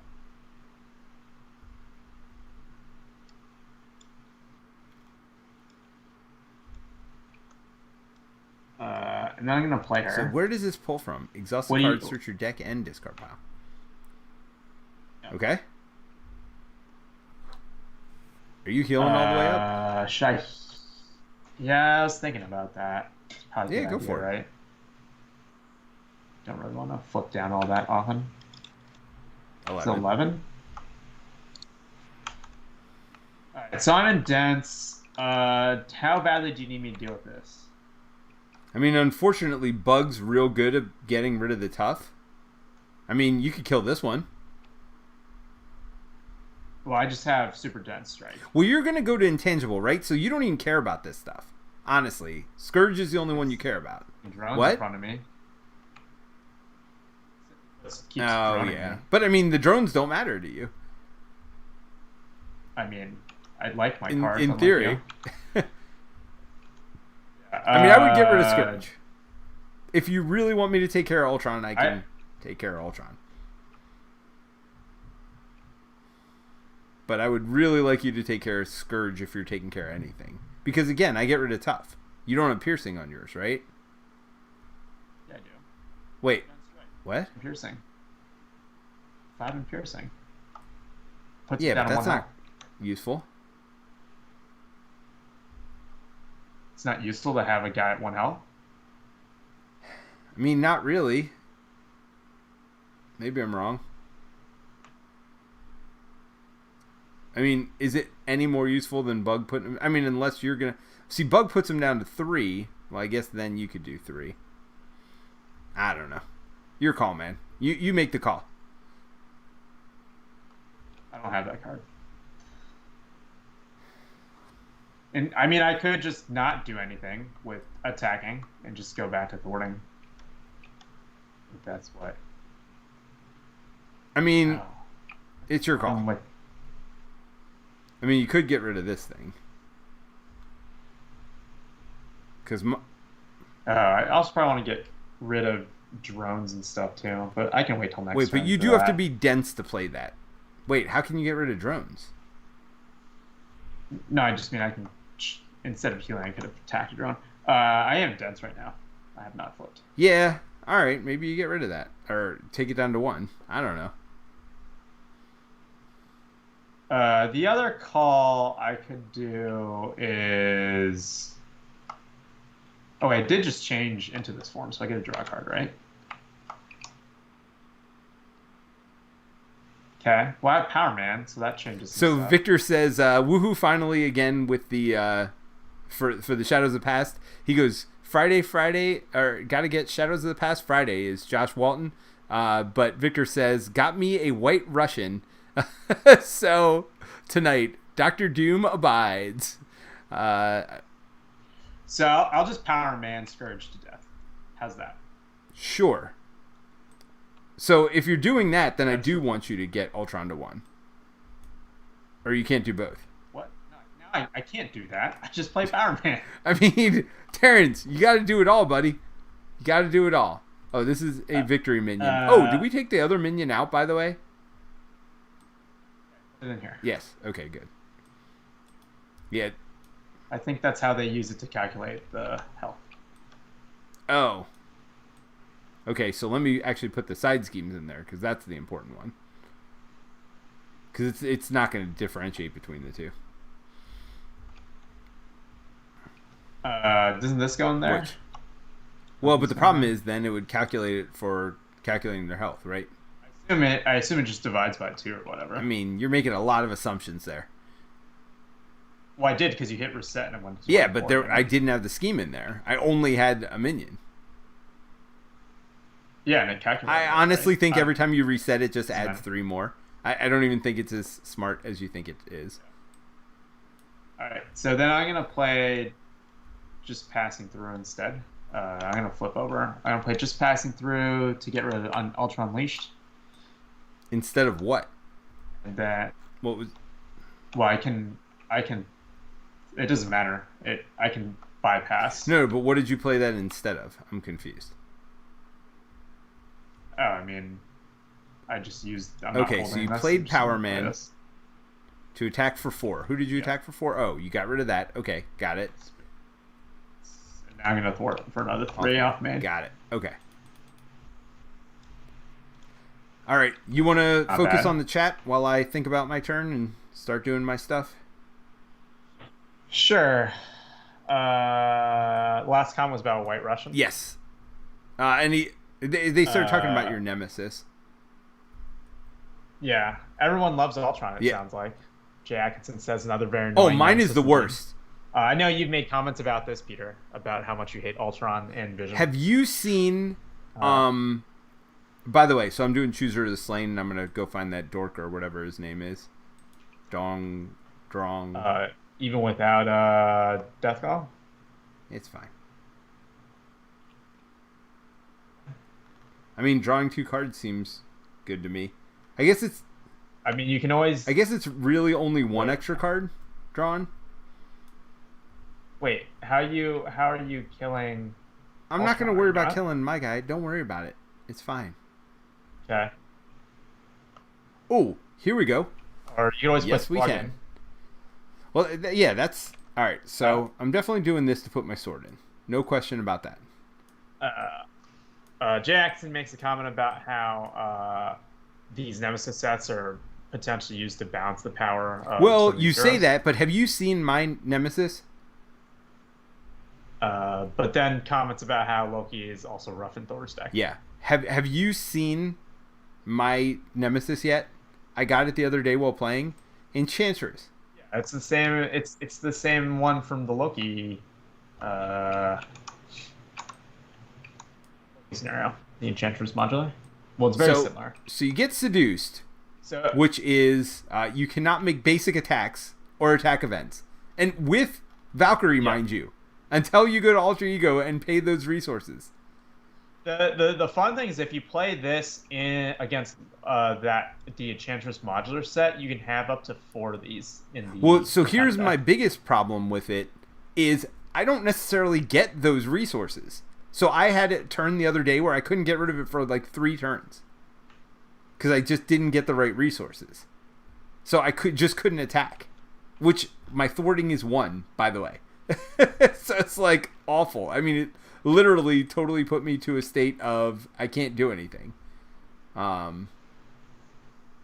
no, Valkyrie's Nemesis is awful. Just absolutely awful. And by the way, she schemes for 2, so if you do flip over to deal with it, then she's just going to scheme over and over again. All right. So, I got some stuff to think about here. Definitely putting in Throg, who comes in with tough. Usually, Too bad he doesn't hit for 3. What? No, I don't. He only attacks for 2. What? I don't have my stupid thing anymore. Are you all seem to look for trouble? I mean, really? I don't think I can look for trouble. I might put Deathglow on something, even though I can't. So brutal.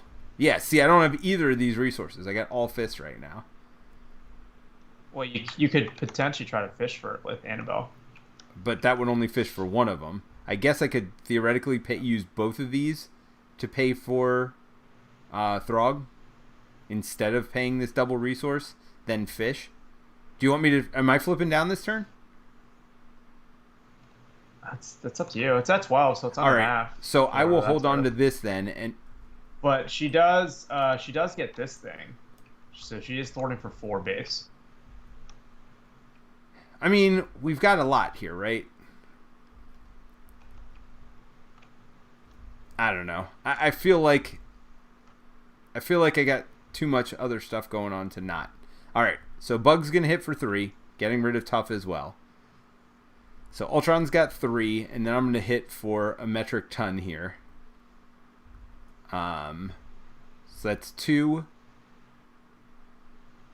3, 4, 5, 6 with overkill. Well, not the spear, but Yeah. dragon thing. So 1, 2, 3, 4, 5, 6 with overkill. He had 3 left, so 3 is going on the villain. Wait. There's 3. I don't know what's going on tonight with my OBS. Fishing for a card, top 5? Yep. All right. So, Wait, where is it? Oh, that's her. Annabelle. So, search the top 5 cards. All right. So, let's search. I got Have At Thee. That's all I need. So, Have At Thee is one of the top 5. And is lightning what I need? Yes. A lightning and a mental. So, mental, lightning. Get rid of this garbage obligation. That's gone from the game now, right? Yes. Thank goodness. Oh, that is just awful. Not being able to attack or death glow. I mean, literally, it's her one thing. Not being able to do it is very sad. All right. So, I am done. I do have these 2 in front of me, but I think that's fine. All right. So, we will ready up, and I draw 6 cards this time. Oh, wait a minute. When I looked at my top 5, I was supposed to shuffle. Not that it mattered, but...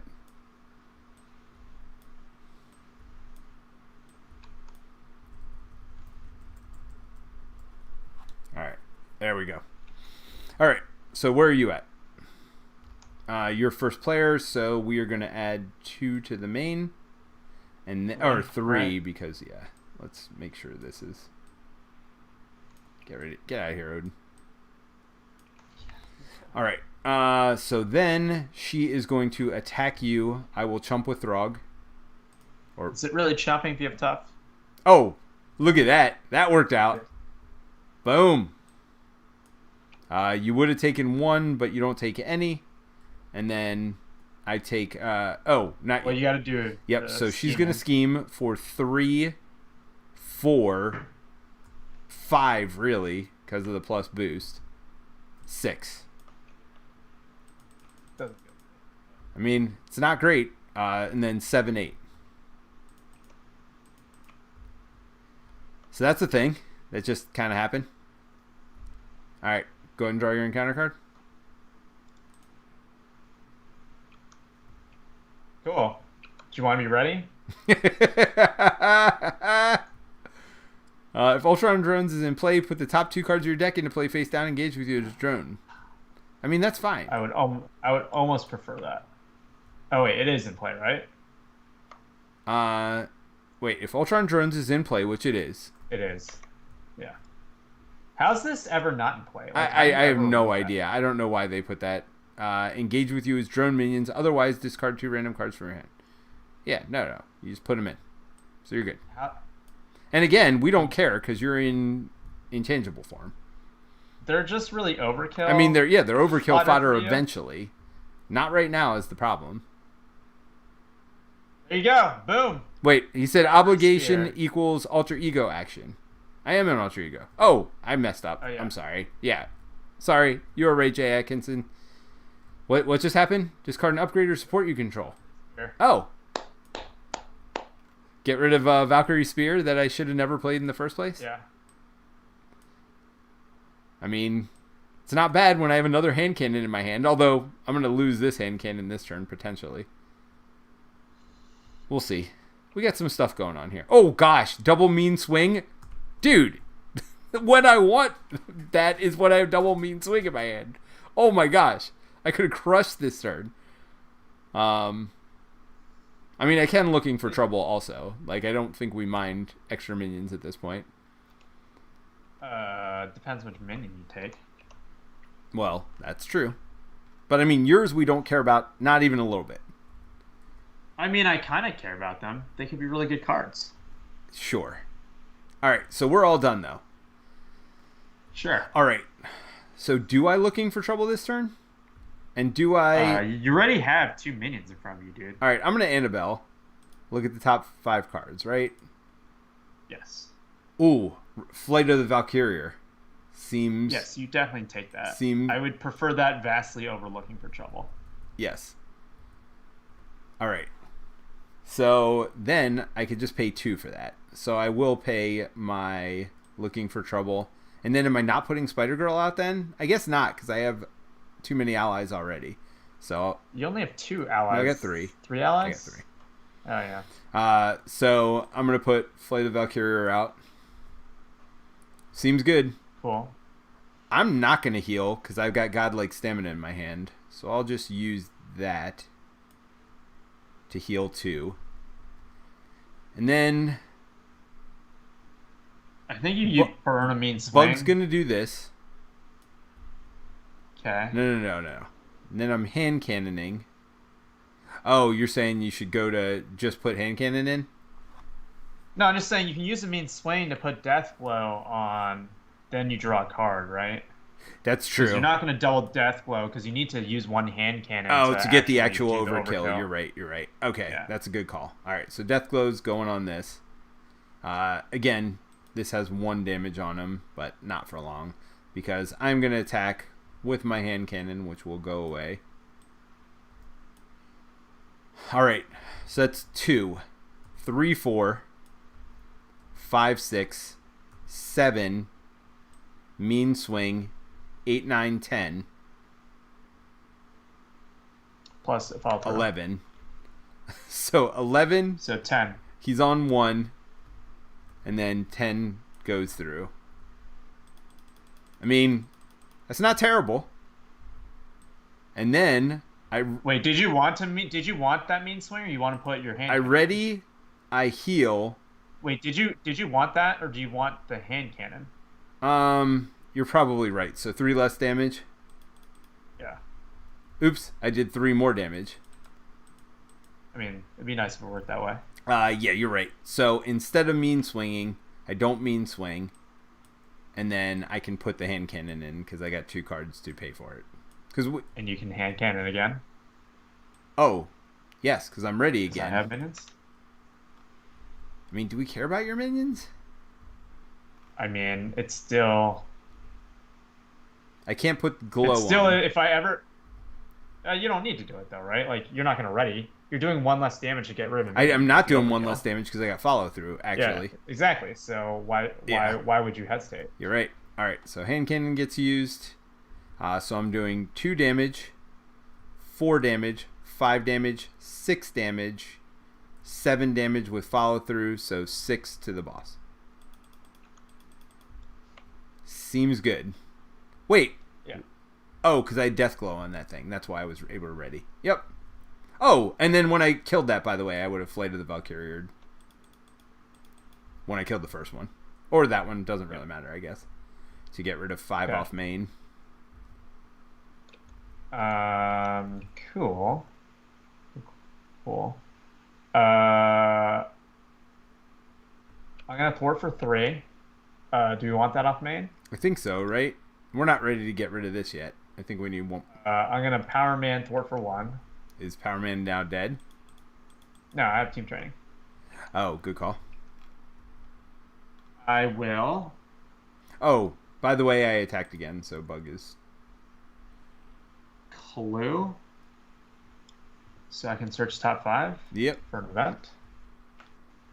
What do you think about a reboot? I mean, reboot seems good, right? Then you get to Vivian.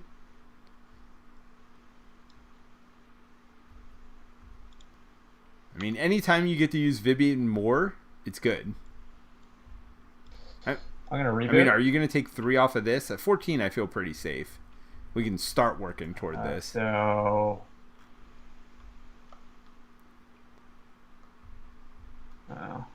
well, hold on. I'm going to regroup first. Which one's regroup? So, ready a friendly android character and heal damage from it. All right. And then So 3 off of, I think, yeah, I think so too. Jalabro. Yeah, I think Jalabro? Brew, man. Come on, you know what that is. So regroup means we get whatever we lose here back. Yep. Return. I'm chupping for you next turn. Oh, I was going to chump with Throg, but all right. Yeah, if you want to just get all your stuff back in your hand. I mean, are you going to be able to afford to pay for it all? All right. So what did you do with Kalu? No, but thwarting main.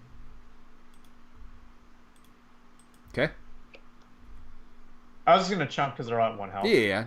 Well, I guess it has 2 health, so... It's fine. But I mean, whatever. the only benefit of Throg coming back in is Throg comes in with tough. But I'm also fine not paying. Oh, we'll see. We'll see what you draw. Yeah, that's we'll see true. what you draw first. We can make the call. I got another chooser of We're the looking for slain. trouble. Let's have you chump with What? What? Yeah. What chooses? No. But I'd like to pay for boot camp also. Yeah, but chooser the slain guarantees you'll have a minion, so it's worth having. Yeah, Throg good in. call. But are you saying you're not going to pay for him? Well, I don't know if I'm gonna have enough because I need 3 for boot camp. It really depends what I draw after that. I need a double resource, really. I think I still have quite a few double resources in here, so I think it's okay. It's fine. Yeah, I'll chump Throg. All right, where are you at? Or we're on enemy turn, right? So 1, 2, 3 threat. Yeah. Then he is going to attack me. I will block with Throg. So that's 2 more. Doesn't matter. Throg gets returned to my hand. You know what? Maybe I block with Annabelle to guarantee more resources. Because I don't really care about her 1/1 stat line, right? Although it is another chumper. Yeah. Nah, I do Power Man. I think Power Man's the right call here. Right?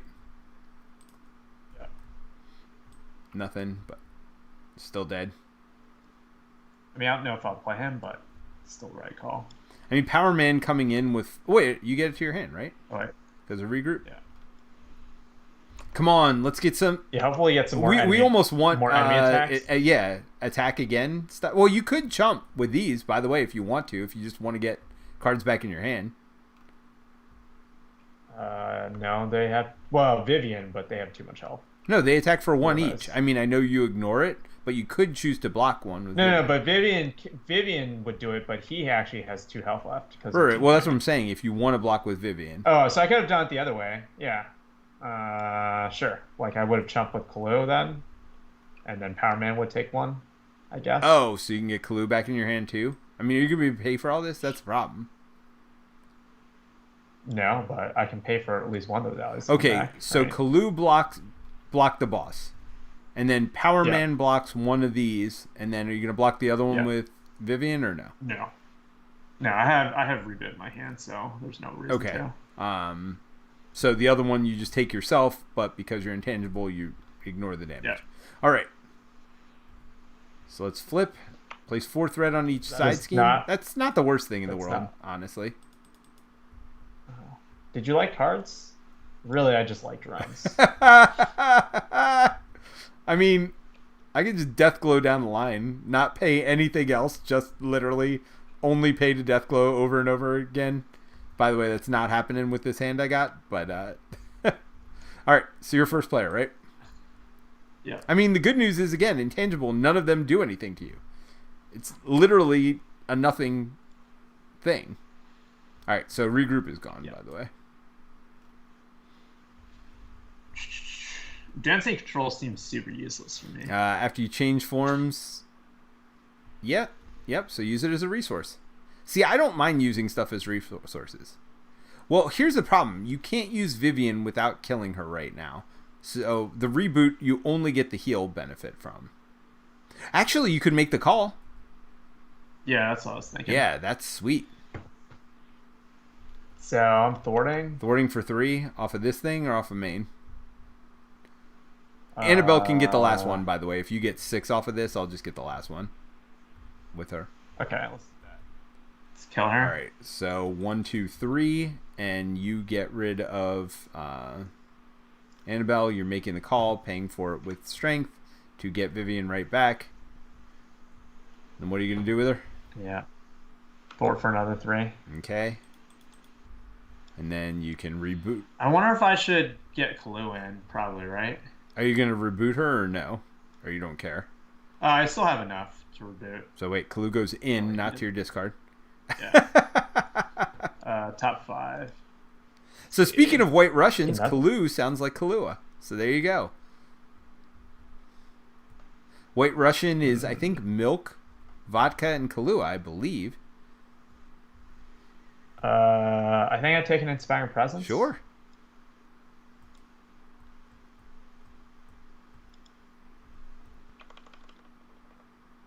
And then maybe I'll just use Power Man to do that. Well, but that doesn't ready her. Reboot would ready, right? It does ready her. Oh my gosh. Ready. Yeah, you're right. I basically have 6 ways to ready. So 3 more for me? Yep. Okay. And I will do 2 main, and Clue will kill the side team. Okay. So we're now going to the next one. So you took 2 from main unless also? You don't want to. That's fine. Who's first player? You are. Which is actually good. Because again, you say that as I take 2 damage every turn. I mean, it's and then she would have flipped back over. This gets 4, 6 on it. I mean, again, we don't care about that.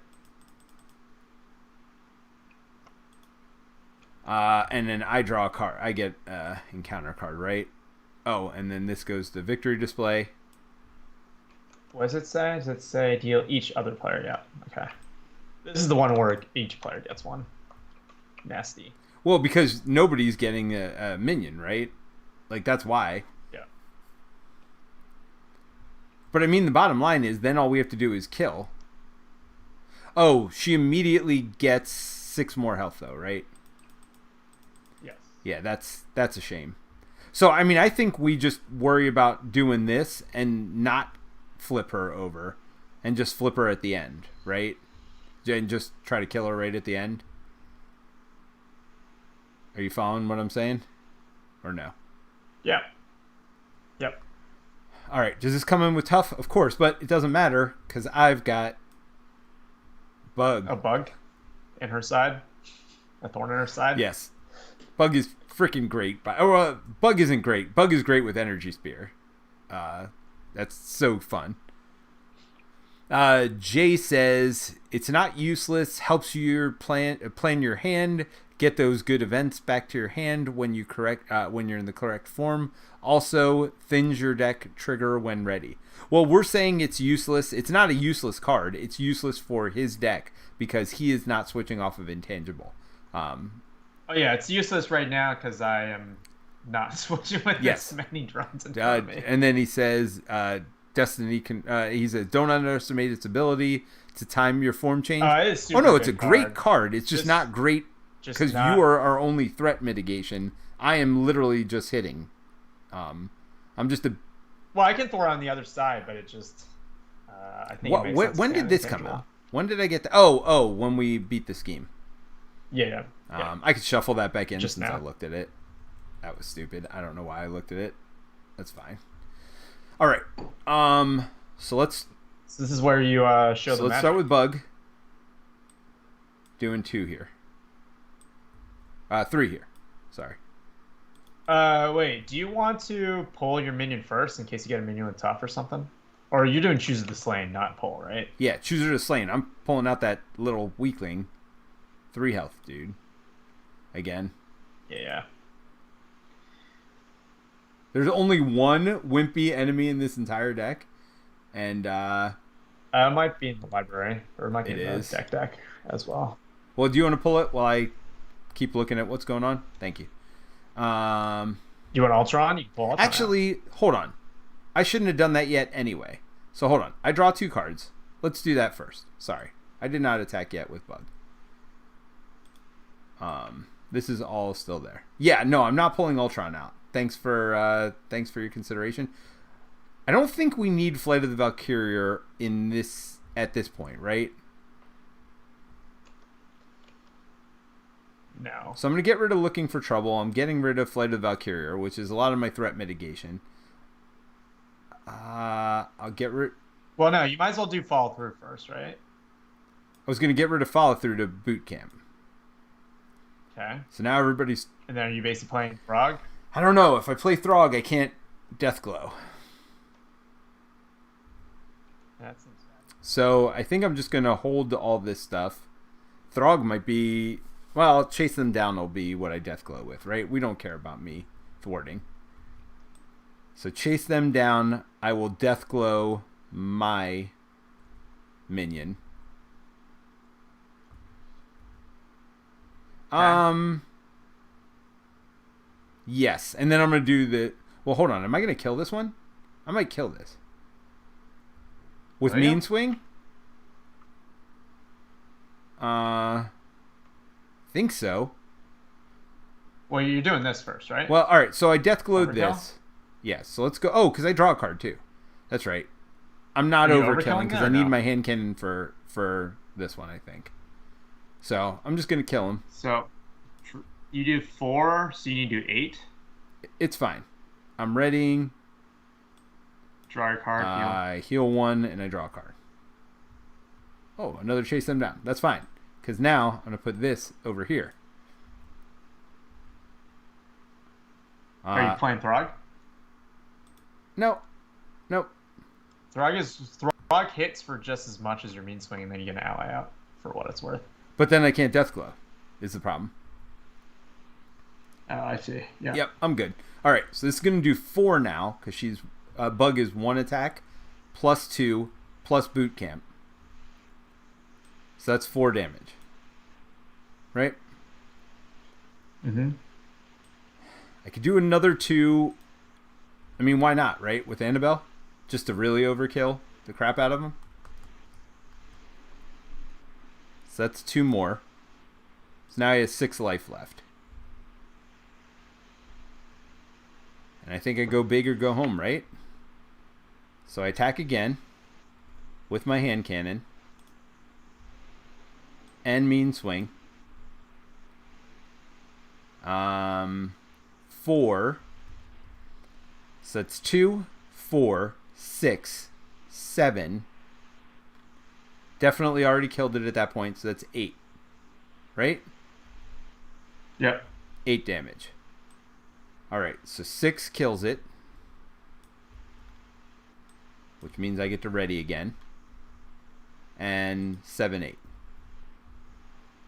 Now, I'm just going to hold Throg, I think. Sure. And now I'm just going to hit him again. Oh, actually, I could Deathglow the boss at this point. I don't know. What do you think? Hold Throg or Deathglow the boss? I guess hold Throg. It's not going to be expensive to put him in, and you're right, with boot camp. Yeah, you're only hitting for 2 more, which, I don't know, makes a world of difference. It's only 1 more, actually. Dragon Fang's only plus 1. Yeah. So 1, 2, 3, 4 damage. You are right. It does go to victory display. Thank you, Wasteland. So 4 more damage. And again, I don't want to kill Hela. I just want to get her way down. So next turn when we get rid of this, I mean, we just kill her right away. Wait. So when we get rid of this, we get Odin, and we each get a face down encounter card. But it doesn't matter if we kill her right away, right? She will get 6 hit points. Because another card will be in the victory display. I assume you don't care about 6 hit points. Defeat Odin. Yeah, I mean, 6 more hit points shouldn't be a big deal, especially when Odin will have 3 attack as well. Especially when I can double reboot Vivian. So that's 9 damage from her. Yeah, no, so this does get a victory display card as well. So all these are worth victory points. So none of these bosses go back in either. All right. So where are we? So we're done for now. Mm-hmm. So we ready up. I'm going to only draw 4 cards. I got Hulk too, by the way. And I got Shield Maiden if we really need it. But Annabelle's outlived her usefulness at this point. Excuse me. All right. So We are going to add 3 to the main, which, by the way, the main is no longer an issue. So I actually do think once you get rid of this, you help me burn down Hela as much as possible. We don't also forget we get an extra card because of this as well. Yes, I do get that extra card. All right, so first things first, though, they're going to attack you. Are you jumping with anything, or are you just going to take it? I mean, we have a lot of health between us. But I guess Kalu's... Do you want me to take it? I can take it if you want. I mean, sure. It's literally only one more attack. Well, I might have to jump for you or something. Yeah, that's true. All right, so he's attacking for 2. No, 2 plus 2 more, so that's 4. And then this does nothing. It just attaches the cloak. So that's 4 damage. Who's really bad lag 84? I have no idea, and I don't know how they got in here. I just banned them, though. Guess the password? Jay, they said hello and you banned them? Did they say hello? I don't know who that is. Sorry if it's somebody out there. If it's somebody out there, let me know that you just joined. That was pretty random. So I take... It's 4, right? So yep. 2? Oh, yeah, because you're on your other form. I forgot mine. about that. Yeah. So I'm going to block with my Annabelle. other form, like the only form I've been in the entire game. Wait, what was that? Except one time. I just feel like I've been in this form the entire game except one time. I mean, isn't... But you call it other form. Isn't that great? Yeah. Yeah, see, things just go through me, man. I see this yep. photo. Hey, I mean, that's not a bad thing. Jay says he's signing off. He thinks we've got it. All right. Good night, Jay. Thanks for hanging out with us tonight. All right. So I blocked the attack. Doesn't matter how much damage it did. So now go ahead and draw your 2 cards, and I got 1. I may have to change our password, man. Somebody guessed our top secret password. Discard the upgrade support they control with the highest cost. Is it each player? Yeah. I mean, boot camp is gone again. Like, seriously? Oh, boot camp. Boot camps lasted like 3 turns the entire game. Where are you at? You gotta do your second one, dude. Ooh, what is this? Fallen Warrior. Treat each undead or ally as an undead minion with a blank text box. Oh, treat and yeah. Oh wait, it discard cards from top. Until you get an ally.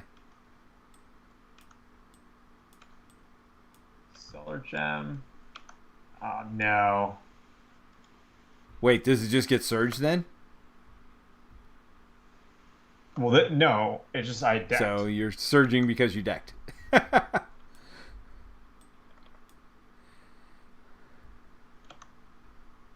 Oh my god. Oh, this thing. This thing. Oh, but we don't have... Remember when you said this card is not... Well, we don't have to get rid of it now, though. Wait, there's no way Bug has damage on him. By the way. Draw your card. I feel like I just got owned by freaking this Fallen Warrior that just decked me. In case you're wanting more stuff. Whatever. Surge and reveal the top card. I kind of don't want this. You know, Jay just cursed us by saying, "We all got this." Reveal. Place 2 additional threat here for each undead, and we don't have an undead. If there are no minions, it get... Oh, gosh. We want an undead minion. So get Surge. Great. Yep. Oh, there you go. There you go. There's undead. That guy that I keep bringing. He's undead for sure because I... Do you want to take a damage? Choose either take a damage or place... Yeah, I'm fine with the damage. Place 1 threat in the main scheme. Place 1 additional threat in the main scheme for each side scheme in the victory, which is 2. So 1, 2, 3. I mean, I feel like we've got time, but I hate this unnatural storm. I mean, again, it's not the worst. I thought you never unexhausted, but it does cost you a turn for sure. Yeah. So Victor says, every time a natural storm appears, drink. Yeah, I mean, I feel like that's the new Shadows of the Past. So really bad whatever who joined added me to their friends list also. Even though after I banned them from our game. I don't know what's going on here. It's ridiculous. All right, where are we at? You're first player. Which is pretty terrible. Because, I mean, honestly, all we care about is getting rid of this 6th threat. But I can't... Oh, wait, you're not ready? No, I am ready. Do I put Hulk in first and see what happens? Do we just Hulk smash to see what happens? Yeah, I mean, you could kill all my allies, so that'd be cool. Wait, are they both at 1 health? Yeah, because it killed my team training. All right, so we're not doing that with Hulk.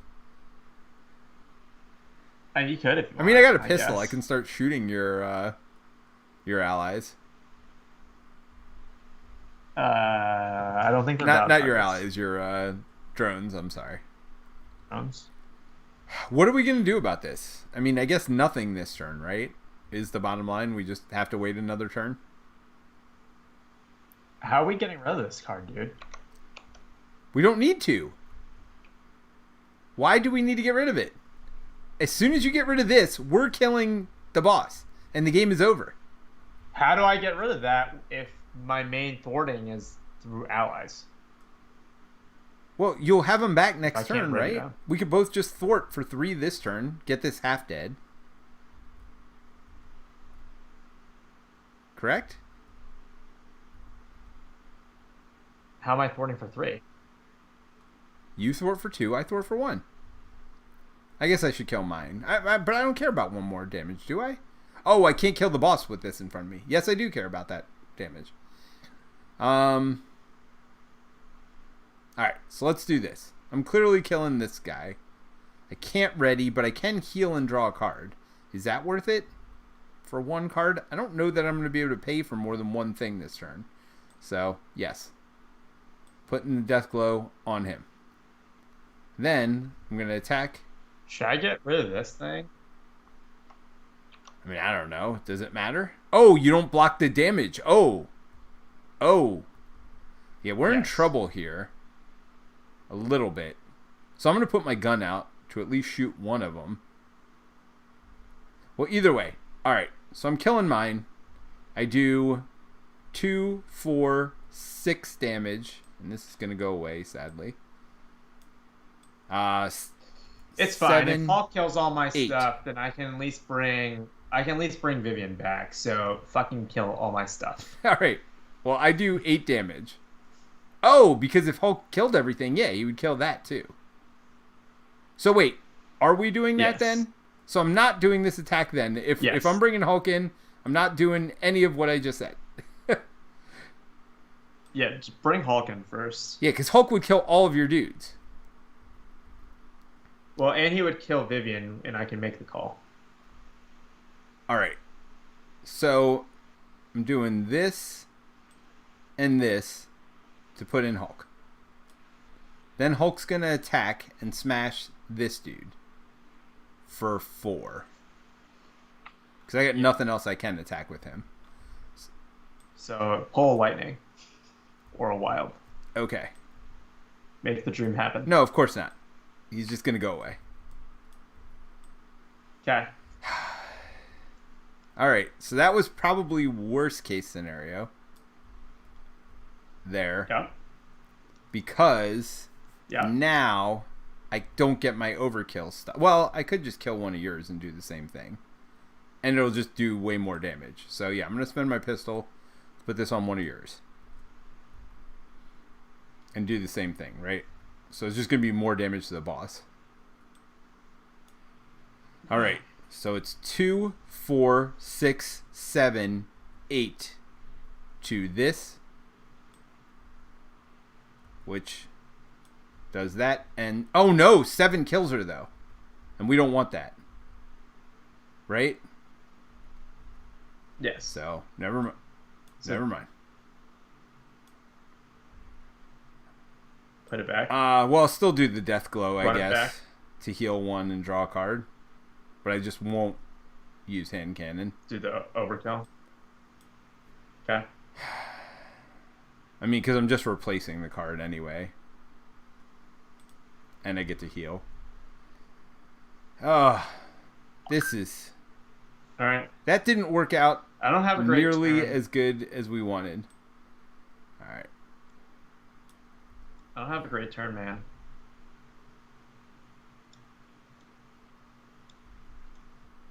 Regroup. Like, do I just flip down and then get rid of this garbage? Corrupted programming? I mean, we've got threat, right? We've got 18 threat to go. I don't think we're going to... Oh, yeah. I think that's the right call, right? Yeah? And you hold these, right? Yeah. Oh, so next turn you're just going to go freaking town. Yeah. I mean, the bottom line is we have to survive this turn. And I think we're good. All right. And you'll be first player next turn. No, wait.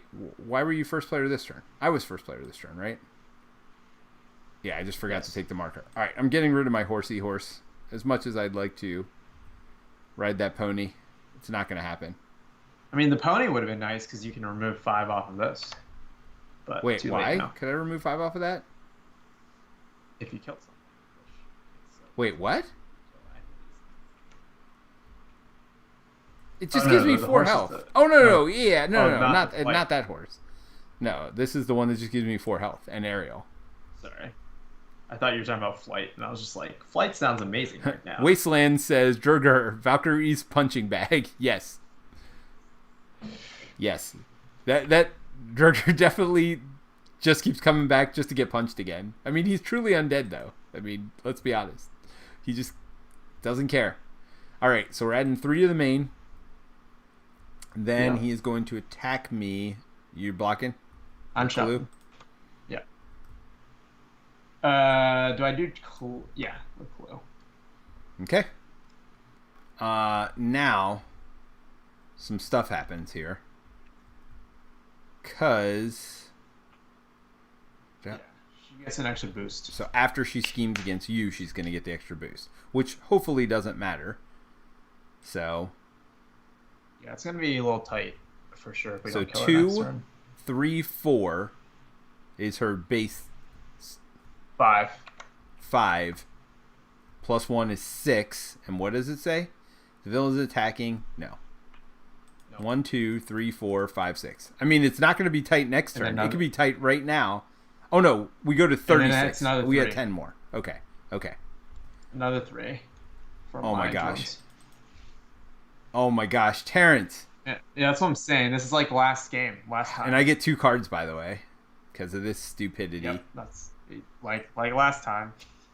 The villain schemes. So schemes for what? 4? 5. 5. 6. We're 1 away, right? Yeah. I mean, are you kidding me with this? There it is. Yeah, so you flipping down was not the right call, obviously. Because that just cost us... Oh, and then I deck, so I'd get another one too. I can't ready. But then, yeah, you get villain schemes. Yeah, you flipping down with no advances in the discard pile was a mistake. We actually could have calculated that out, by the way. We should have. I mean, because you would have taken, what, 3 damage? That's it?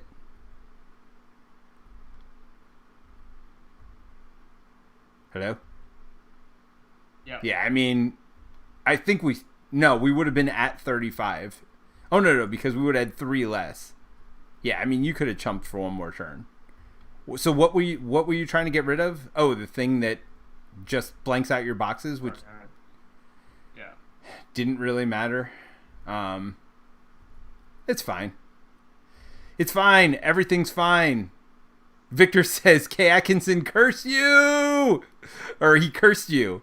J. Atkinson cursed you. Yes, he did. He called it done. He said we won. We didn't win.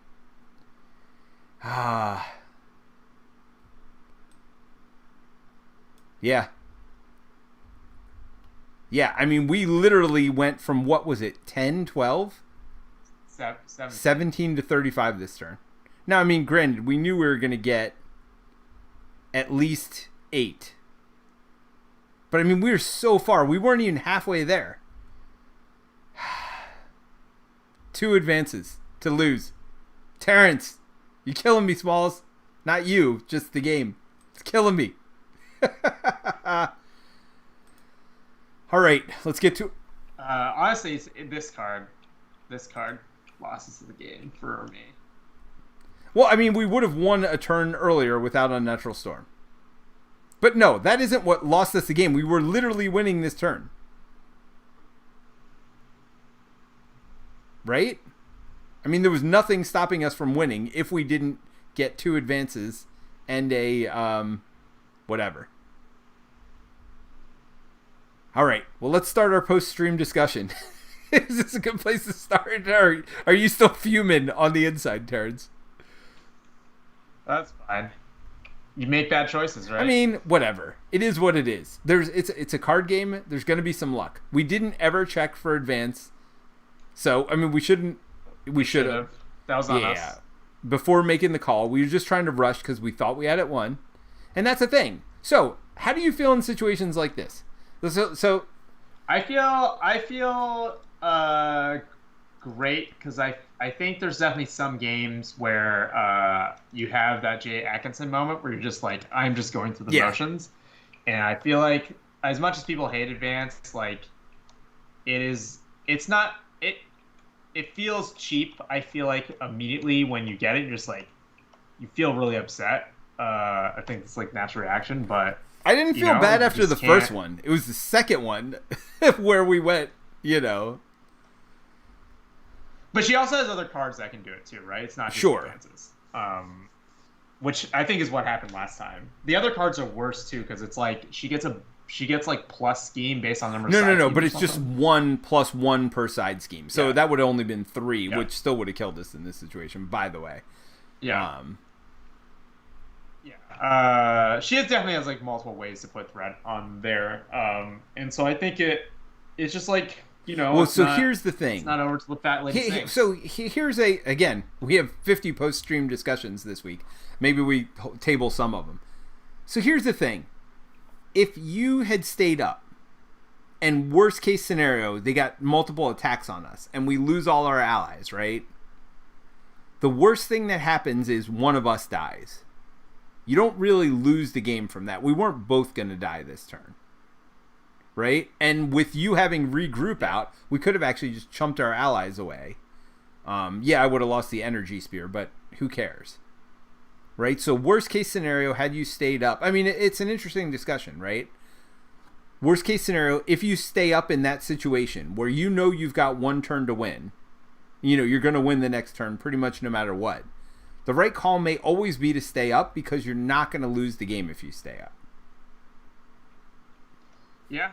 I think that's probably true. You just don't... I feel like part of it, too, is just like... there are definitely some pretty momentum-swinging cards in that deck. Like, I know there's another copy of this Unnatural Storm in there. Yeah, so there's 2 Unnatural Storms. I mean, that comes from Frost Giants, though. That's not even Hela, right? That's a Frost Giants thing. Yeah. Or maybe there's only 1 Unnatural Storm? I don't know. If there's not more than 1, we certainly got it enough for there to be more than 1. I feel like we're not even doing a post-stream discussion. We're just like lamenting the loss here at this point. It's fine. Let's switch to post-stream discussion. Okay. All right. So there's another one. So what do we think about... Let's talk about what we originally said we were going to talk about, which is the... Well, actually, I think the quicker discussion to have is the 50-card deck versus 40-card deck. Okay. Now, not every game... I mean, a 10-card window is actually pretty small.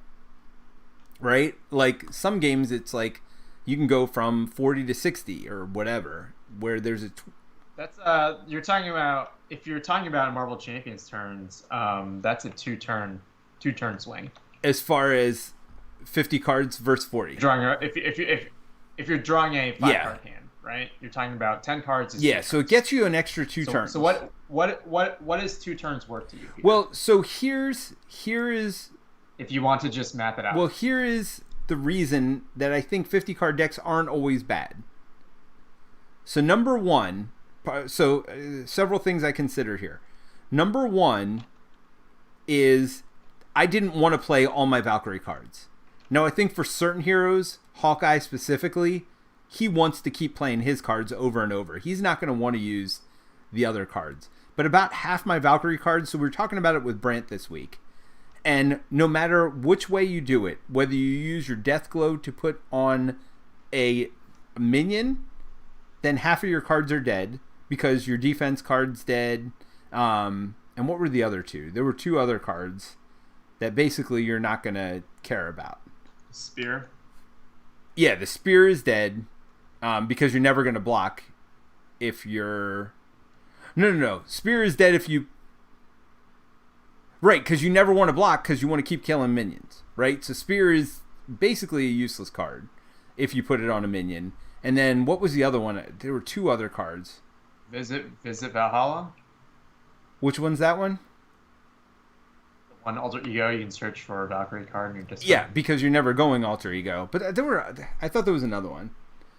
Anyway.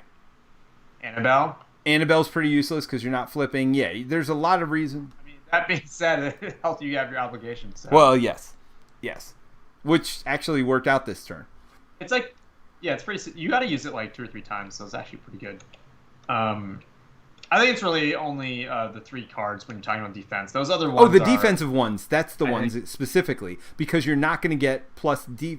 But it's just 3 cards, right? You're talking about the 2 Shield Maidens and the 1 and the Spear are not really useful when you. Because is Shield Maiden only against the one with...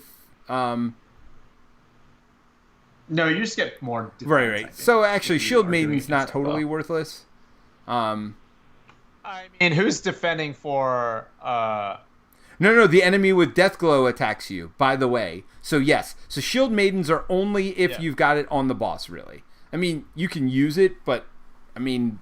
Unless there's real heavy hitting. So yes, that's what it was. So the 3 cards that are pretty useless if you're using Deathglow for minions are the 2 Shield Maidens and the Spear.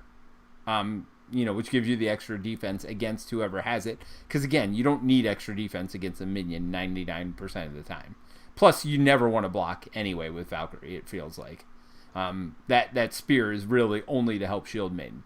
So those 3 cards are worthless. Now, but if you put Deathglow on the boss only, there are 3 cards. You got the 2 Flight of the Valkyriers, which once you defeat whatever is attached to, you can remove 5 threat. Now, I don't think those are unique. You could actually have 2 of those out, and when you beat the boss, you could remove 10 threat from the scheme, I guess, theoretically. So they're not 100% wasted, but they're certainly much better if you're going a minion-heavy strategy.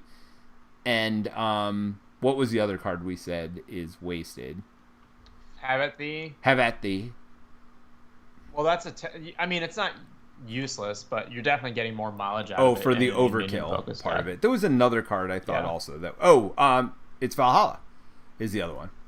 That's pretty useless if you keep the Deathglow on the boss the other time.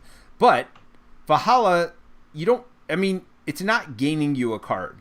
Valhalla is really just replacing the card you spent to put Deathglow out. Now, it is giving you 1 healing, which isn't terribly bad. So it's kind of cycling a card. It actually was really nice for you this game. I think it helped you. It did help me stay up for sure this game. So my thought was, though, I have at least 3 cards in my deck that I don't want anymore, right? Whichever strategy I go toward, there's 3 cards that I don't want anymore. I also have a resource problem with this character. She has no bonus resources on any cards, and she doesn't have any resource generating stuff in her deck. So it's typically a resource problem. So when I decided to go to 50 cards, there were a couple of things in my mind. Number 1 is I wanted to put in the power of aggressions. And with the power of aggressions, and that way I can pay for stuff like combat training and boot camp and all my allies. You'll notice I didn't have neutral allies in this deck. I think I might have had 1. I have You have Ironheart. Ironheart. But she Don't lie to only yourself. costs 1 basically because she replaces the card. So beside that, I didn't have neutral allies in this deck. So my whole point was I wanted to get as many chances as possible for double resources. And to do that, I needed more red cards in my deck to make them actually count as double resources. So to make them worthwhile, plus I wanted extra hand cannons because I knew I was only going to have one. The sword is all I cared about. I didn't care about the spear. So I wanted room for extra hand cannons or the pistols to knock off tough. So the pros for me were the double resources, and the one thing this game does that no other game does that I know of is it penalizes you for decking. Now, I guess there are other games that you could actually lose when you deck and stuff like that. But every time you go through your deck, we always talk about, you want to go through your deck fast. You want to go through your deck fast so you can get those better cards again. For her, I actually never used to have at these in this game because they're so expensive for her. And so I wasn't in a rush to get through my deck for anything special. And so every time I go through my deck, there's a penalty. I get to take an extra encounter card. If we had less encounter cards throughout the game, that's potentially we don't get those advances at the end or whatever else, or we don't get that unnatural storm. It's just less chances. You always hate cards that give you extra card draw. Well, every time you deck yourself, you're basically doing it to yourself. You're giving yourself extra card draw. So that was kind of my thought process behind going with a 50-card deck. I don't think it is always the right call, but I felt like for Valkyrie specifically, and what I was trying to do with this deck, I guess I'm going to put it this way. I don't think it is as bad as people think it is to have extra cards above your 40 in this game because specifically you get punished for decking. So, I've done a lot of talking, Terence. What are your initial thoughts on that? I think it sounds reasonable, but I still think you could build a better 40-card deck in aggression for minion management with Valkyrie. Because I think the problem is, 2 turns is an eternity in this game sometimes, right? Like how long are Marvel Champions games? Less than 10 turns? Well, but that's my point. I get 2 turns because, again... So you're talking about potentially not getting cards that are crucial to your deck for 2 turns. But what cards are you referring to here? It took you forever to get Energy Spear. Well, I mean, it could have also come out on turn 1 of the game, and then I would have had to use it as a resource and never gotten it for bug, really. Yeah, but I mean, smaller deck means you get to cycle through it faster. Yes. Right? And I think that's basically that's just the math of it, right? That is the reason to build a smaller deck is it increases the chance of basically making. But it also increases the chance that you're going to get garbage hands, potentially as well. I feel like there's a lot of times with smaller decks, and it could happen here, right, where you get 2 double resources in your hand, or actually I got it on this very last hand, right, where I just got 2 double resources and just not enough stuff to pay for with it. I just feel like, again, I mostly agree with you that smaller decks are better most of the time, but I feel like those 2 extra turns of not drawing an extra encounter card are important as well. I feel like that penalty. I don't think they would have to make the encounter deck significantly worse, I think, for that to be true. Well, what about standard 1 or standard 2? Right? I mean, at some point, you're going to be playing with harder decks. With standard 1 and standard 2. So, now, every time... Because I feel like that argument's basically now you always want a 50. No, I'm not saying that. I'm saying... Well, no, just if you take the logic to its natural conclusion of you want those 2 extra turns because the encounter deck is so bad, then you wanting to cycle through your deck faster because your cards. I don't think it's always the case because I do think there are some heroes that care so much about their own cards. I think that's basically every hero, right? I mean, Valkyrie doesn't. That's why you have a hero. It's their signature set. No, I mean in this deck, when you have Valhalla, when you have Dragon Fang, it is a significantly better deck. When you have combat training, like if you have these 3 cards plus hand cannon, it's just a better deck. Like once you get this stuff set up, it's just better. You have 1 copy of. You can definitely put more copies of combat training in, but you choose not to, right? Because you just don't have room in the deck. But like you have 1 copy of these 2 cards. Yeah. Like until you boost her attack, her deck like crawls at snail pace, right? Like you just aren't doing as much. But once you got those in, but like, I had enough ways to boost because well, I had hand cannons early. I mean, it's not like I wasn't going to get any damage boosting stuff. It took a while to get Dragon Fang, but I had hand cannon pretty early, and then I eventually got combat training, and then eventually to Dragon Fang. I mean, do you think costing us those turns? I mean, I don't know if it does cost a turn though. Again, because how many turns does an encounter card set you back? I mean, that's part of it, right? I mean, sometimes no turns, but it's at least a part of a turn, and sometimes it feels like multiple turns with this stupid Unnatural Storm and some of the other stuff. You know, because you. Sure, but like I just feel like that's just the cost of it, right? Like I think with that argument, how bad is an encounter card? You have to the argument of that is it basically means it's always better to have a 50 card deck because the encounter cards are so bad and they sit you back so much that like those 2 extra turns of not having them, and I just think that's not true. Like it's almost always better to cycle through the cards that you want because again, I don't know that I agree. I think it's hero dependent because like I said, Valkyrie, I don't want half of her deck. So if I literally limit it to... You said 3 cards. 3 cards is not half her deck. It feels like half her deck. But yes. 3 cards is not... Well, no, because I don't have Atthi very much either. And I don't know that that's personal to me. I mean, it's an attack event. Now, I guess if I got something to make attack events cheaper, but again, it's still cheap. Almost every hero is a 3 cost attack event, though, right? Like, same with Vision. I have my 3 cost Solar Beam. Yeah, no, I get it. That's just the cost curve. Like the difference is that you get ways to generate resources, and Valkyrie doesn't. Victor says he saw someone online with a Hulk draw all 4 cards as resource cards.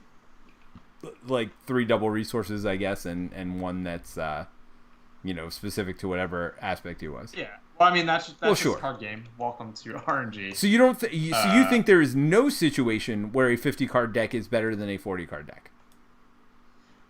I think until we get scenarios that basically well, I guess it's probably not going to happen in this one. There were scenarios in Lord of the Rings where if you decked, you lost the game. And in that case, potentially. But I think in the current card pool and the way the game sits now, I am not convinced, based on your arguments, that you cannot build a better 40 card deck to do what you want to do. Which is like if you take like not the specific design, but like the overall theme of I want to do main management, and that's what we're gonna do with Valkyrie. I think you can cut 10 cards and build a like more efficient Valkyrie deck. Maybe. I'm still not 100% convinced. Because, again, I think the double resource cards become less valuable without all the aggression cards in here. So I think they become a problem. Whereas I always seem to get a double resource with at least a 2 cost aggression card this game. I mean, I guess unless I put like no neutral cards in, which she kind of needs holster. Does she need holster? You don't play it. You have Dragon Fang. I mean, you wouldn't like a second hand cannon? It's not. I almost rarely play a second hand cannon. Sure. In most of my characters, like I put them in my deck, but I don't put them in play. Or if I play the other one, I just like try to burn the other one, or just ditch it because it only has like 3 counters on it, right? Like, what turn am I playing 2 hand cannons out? I mean, there's that. Like, I think 2 restricted is actually if you go down the path of like I don't care about the spear. I don't think like I think I would definitely cut side holster. from the deck. Yeah, so you don't see any situations where you would want a 50 card deck over 40. You think this deck was worse because it was 50 cards. Interesting. Yes. See, I don't know if I agree. Now, maybe this wasn't the perfect example of a deck, but I do think, I mean, here's the thing. I think deck building is limited in this game just because of the nature of the game, because of the nature of the 15 card thing. I actually think we're getting better cards out of Aspect now than some of the cards people have in Aspect. I mean, there's still going to be signature cards, of course, that make the hero what they are. But I do think that there are enough good cards out of Aspect now that you're not going to be sad to draw hand cannons or whatever else it is. Out of Aspect? I mean, out of your signature set. Sorry, not out of Aspect. I think you are going to draw cards out of your signature set that you will want just as much as any of your signature cards, if not more than. Yeah, but in that case, having a smaller deck means I see them more often still. The ones that I actually want. Like, it's not specific. Like, you don't make a smaller deck because all you want to see is your signature stuff. You make a smaller deck because you want to see the cards you put in that deck more often. Like, period. Like, and like, that's period, right? Like I want the cards that I want to see. But don't you think it devalues some of those double resources? If, again, in a smaller deck, they're going to come up not necessarily with aggression as much. Sure, it devalues it, but, you know,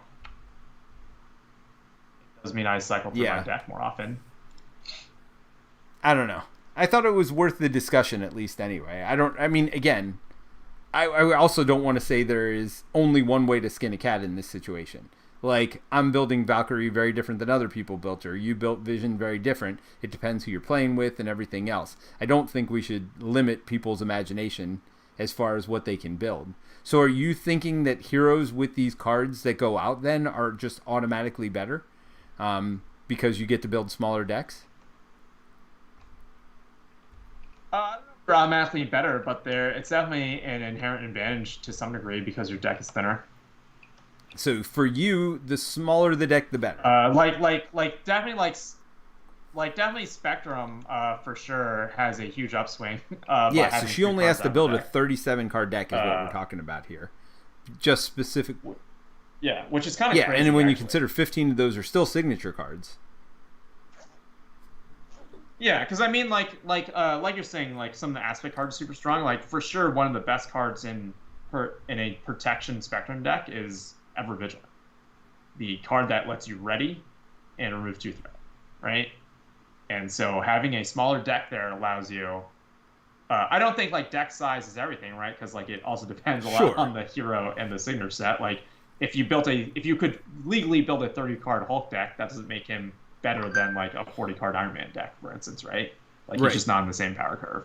Well, Iron Man's deck goes down to 30, and he's drawing 7 a turn. By the way, once Iron Man sets up, I mean, if we're thinking about it this way, yeah, I mean, I was just saying that like this deck size doesn't dictate the power curve of the hero. But I think if you compare like a 30-card or a like 40-card Iron Man deck versus a 51, like you probably would take the 40-card Iron Man deck. Like you really do want to search for his armor. And the smaller the deck, the better. And then as more tech cards come up, like the more tech cards, the higher percentage of tech cards, the faster you can reliably flip. Yeah. Right. And I think that's just the argument. Whether you believe that is how you want to play or if it's true is like a different discussion. Well, I guess the other question is, I think does having a better deck make the game better? I mean, that's a whole different discussion because. I don't think that's true. I think I think your question initially was, do I think a 40-card deck for this thing is better than a 50-card deck? Yeah. For Valkyrie. Well, I'm just thinking of games like Magic the Gathering where the most popular format is Commander because there is a little bit more swinginess, randomness. Having the most efficient deck doesn't always lead to the most fun games always either, right? Like having a little bit of that. Like, oh, this game I put out this and this. I mean, I guess inherently you're not doing that in this game because you're always kind of building your hero the same. I guess that's one place where Valkyrie does have an advantage. She could a little bit better adapt to who she's playing against, because she could one game go minion heavy and the other game just focus on the boss and defending herself, in theory. But she does have to pick one of those two paths, I think. I don't think you're going to want to move Deathglow a lot. You're going to want to either keep it on the boss or keep it on, keep putting it on minions. Yeah, I mean, there's probably a point, like you said last week, where maybe you go minion heavy and then at the end, right? Like you basically play the boss and go to town. I mean, it's only one extra damage. The real benefit is being able to use that spear and Shield Maiden to defend more. And in that situation, like if I'm going spear Shield Maiden, definitely want smaller deck, right? Because I want those Shield Maidens all the time. Which is interesting. They're not even a defensive event. They're just an event, which is interesting. Yeah, hero interrupt.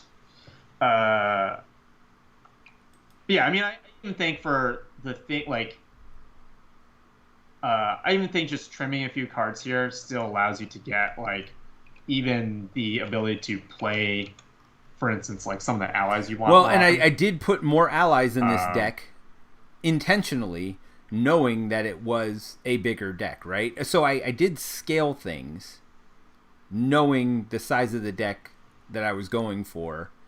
I don't know. I just have, like, follow through. Follow through is way better if you have more of them. Like, I would have loved to get more follow throughs out. I don't know that they were necessary for this deck. Wait, you can only have one out, right? Can't you? No, you can have all three. That's what I'm saying. When your heroes, like other games, I've had more out, and it was better for this strategy. It just, they didn't come up with my double resources this game, which is fine. But I don't know that I would want to cut them, and I also don't know that I would want to cut the mean swings, because the mean swings are great, because she doesn't use her weapons. So I guess the point is, I don't know where I would make those cuts. I probably would cut mean swing for me personally. Mean swing or follow through? But I mean, it's literally just 3 free damage, right? You still have to play. You have to play Dragon Fang. But every time through your deck, it's 3 free damage. Or every time you pull it. I mean, and it's 0 cost. Like again in this game, Dragon Fang was. Well, I mean, that's gonna happen. Look, there are, like. Yeah, well, I just. By the way, we also finished our decks at the same time. So, I mean, it's a little bit of a false narrative for both of us here. With the draw less of. Yeah, I mean, I definitely wouldn't want a 50-card deck. Wait, in what? That case. Well, if I went through my deck as fast as you went through your deck, what's...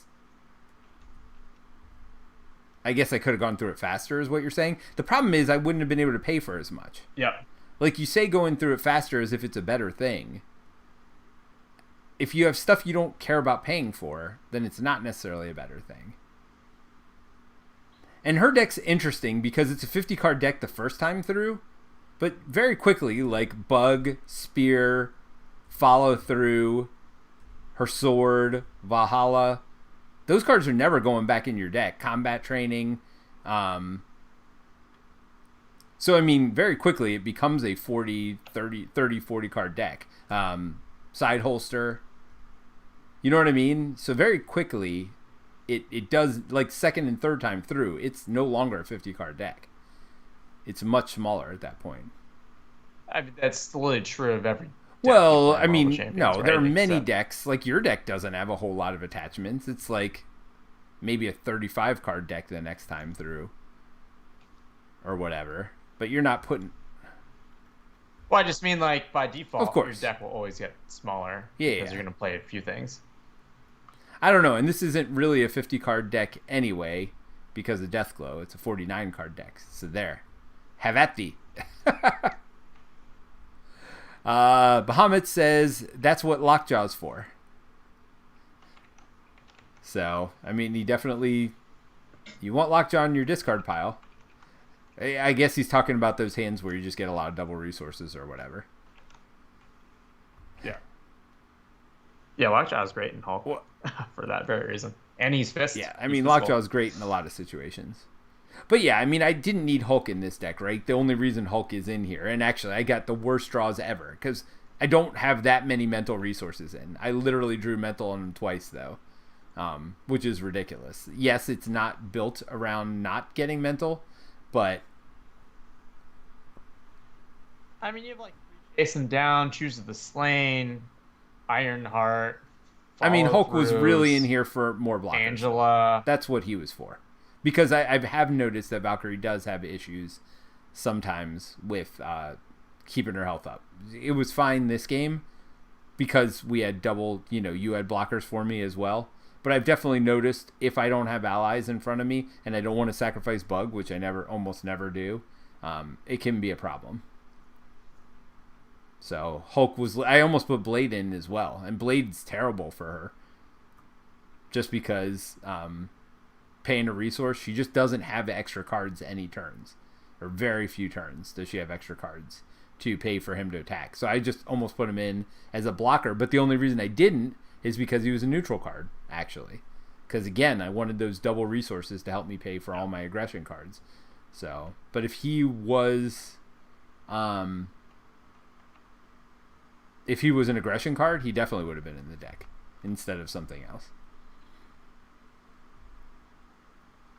So, I don't know. It was fun. It's a fun thought experiment anyway. I don't know if it's as cut and dry as you think. I think you can make good 50-card decks.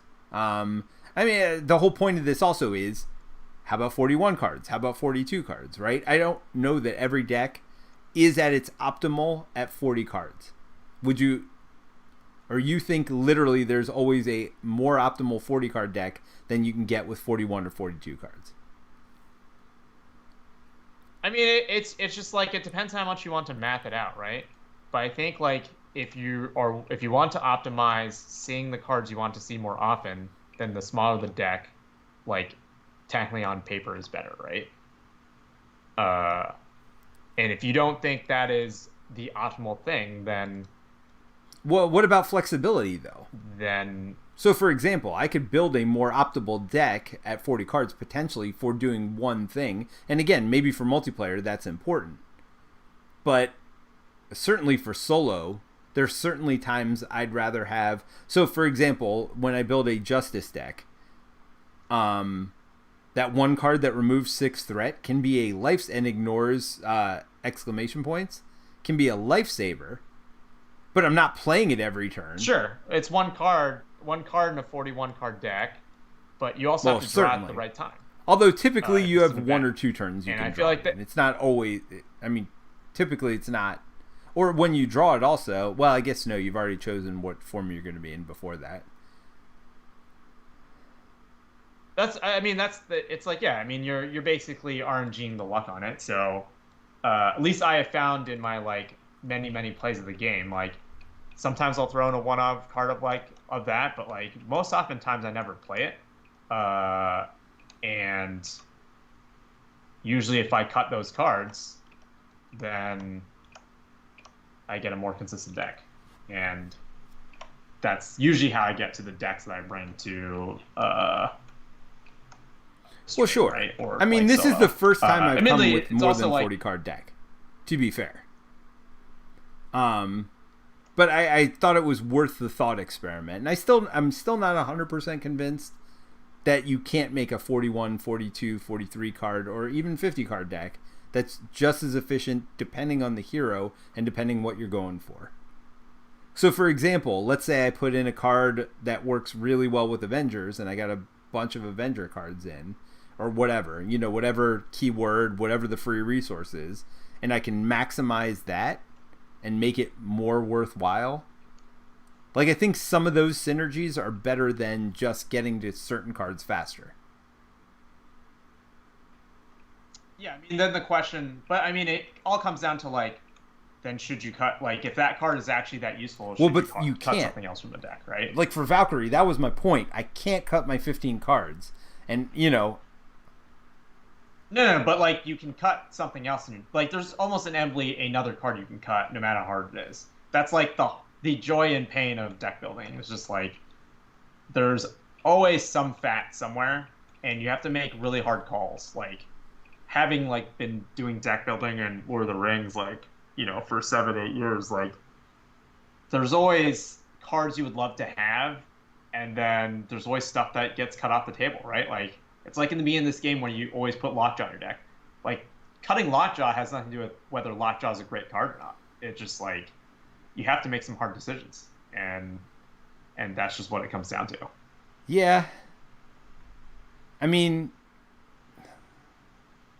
and I'm not saying like you can't build great decks that are more than 40 cards, but I think if you're talking about min-maxing the numbers of like stuff like I mean, this is like what it is when you play like what competitive Magic and other stuff, right? Like you talk about the 1 to 2%, right? Like I'm not arguing that a 40 card deck is phenomenally better than a 41 card deck, but I would say there's probably some percent that it's most likely in 9 times. Yeah, I mean, I'm curious to see what other people in the chat think. Not necessarily today. I mean, certainly today, but also, leave comments if you're watching this in the future. I'm curious what other people think. I don't disagree that it is probably better. Obviously, people min-maxing for years have always done the minimum decks. You don't see bigger decks. And yeah, I think you're really talking about percentage points, though, right? Like not double-digit percentage points. I think 10 cards is definitely a lot. Like I think 2 turns is a pretty big swing, but like when you're talking to me about like a 41 versus 40 card deck, I mean, there's a little bit of splitting hairs there, but I think if you talk about like you do the math with probability, like it's a few percent, right? Like it's a few percent more likely I will draw like any one card, right, that I want to find. But it's not, I think if you were to play like 10 games, like it's not going to be. Bahamut says 40 cards for life. I mean, yeah. So, and again, I'm just being a little bit contradictory here, obviously, because every deck I brought before today has been 40 cards, right? So I just thought it'd be worth a discussion and I think it's an interesting thought experiment. Because again, this game does have something unique that no other game has, which is, if you're talking percentage points difference, upper deck limit. Not only upper deck limit, but if you're talking percentage points difference, maybe the negative of drawing that encounter card. So if you're talking it's 1% better, but an encounter card's 2%, right? Like, so drawing it a turn earlier, could swing the math the other way. Whereas not many other games have that. So when you're talking about Magic in games like that, it's not necessarily a bad thing to have smaller decks, and you want to because you want to get that 1 or 2% difference, but there's no negative for decking yourself. Where here, there is definitely a negative for decking yourself. Well, in Magic... you actually lose in Magic, that's true. But when you're talking about playing against decks that play to that, right, where they make people discard cards and stuff like that. Yeah, like people, I think in Magic at some points, maybe I'm wrong, I don't know, I was never competitive. No, there's definitely like 100 card decks that do some of that stuff. But usually they usually have 2 win conditions. It's usually like one of them is decking the other player, and the other is like basically also trying to achieve some other thing, right? So do you think maybe that loss of efficiency would be countered by the benefit you get of not drawing the encounter cards as quickly? I mean, again, like I feel like it's really hard. Like I think in probably 10 out of 10 games, it's probably gonna be very similar because you're probably still gonna deck yourself at the same rate for 1 or 2 cards. No, but you can math this out, right? So maybe the correct number is 42 cards for decks that can't draw cards. So maybe 42 card deck would be better than a 40 card deck because you're getting 6 cards on the first turn and then you're getting 5 throughout, right? So that means that would buy you 1 extra turn of not drawing an encounter card. An extra encounter card. Right? If you're exactly at 42. Because you draw 6, then 5, 5, 5, 5, 5. So, I mean, you can math it out a little bit. Again, I assume you're not putting cards in your deck that aren't going to help you, right? Well, I've seen you do yes, that. I've put cards in that don't even work for the encounter we're playing, to be fair. But Yeah. in theory, if you're building a good deck, you're not going to put in bad cards. So if you have no card draw, maybe 42 cards is the right deck size. And again, now I'm just poking the bear a little bit, because if you flip down once, that throws that math off as well. But Yeah. Yeah. I mean, I do think some of it depends on how bad Sure. the encounter set is. But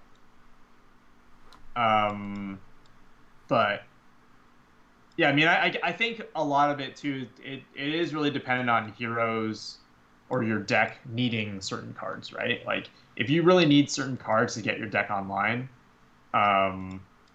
it can really hurt if it does cost you even like 1 or 2 turns, right? And it's just like, is it better to not draw that card but then not get hit as hard? Hard to say.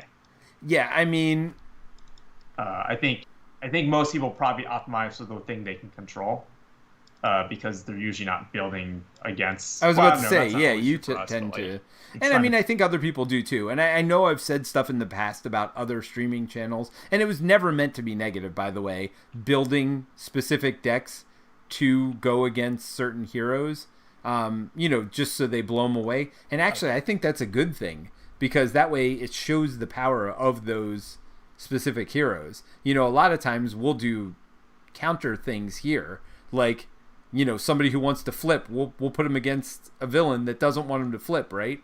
Just to show, crazy stuff like that, that people wouldn't necessarily want to do at home. Taskmaster. Yeah, Taskmaster against Ant-Man and Wasp. Wasn't that our... So what you're saying is we need to play Vision and Spectrum against Taskmaster, because we did Ant-Man and Wasp.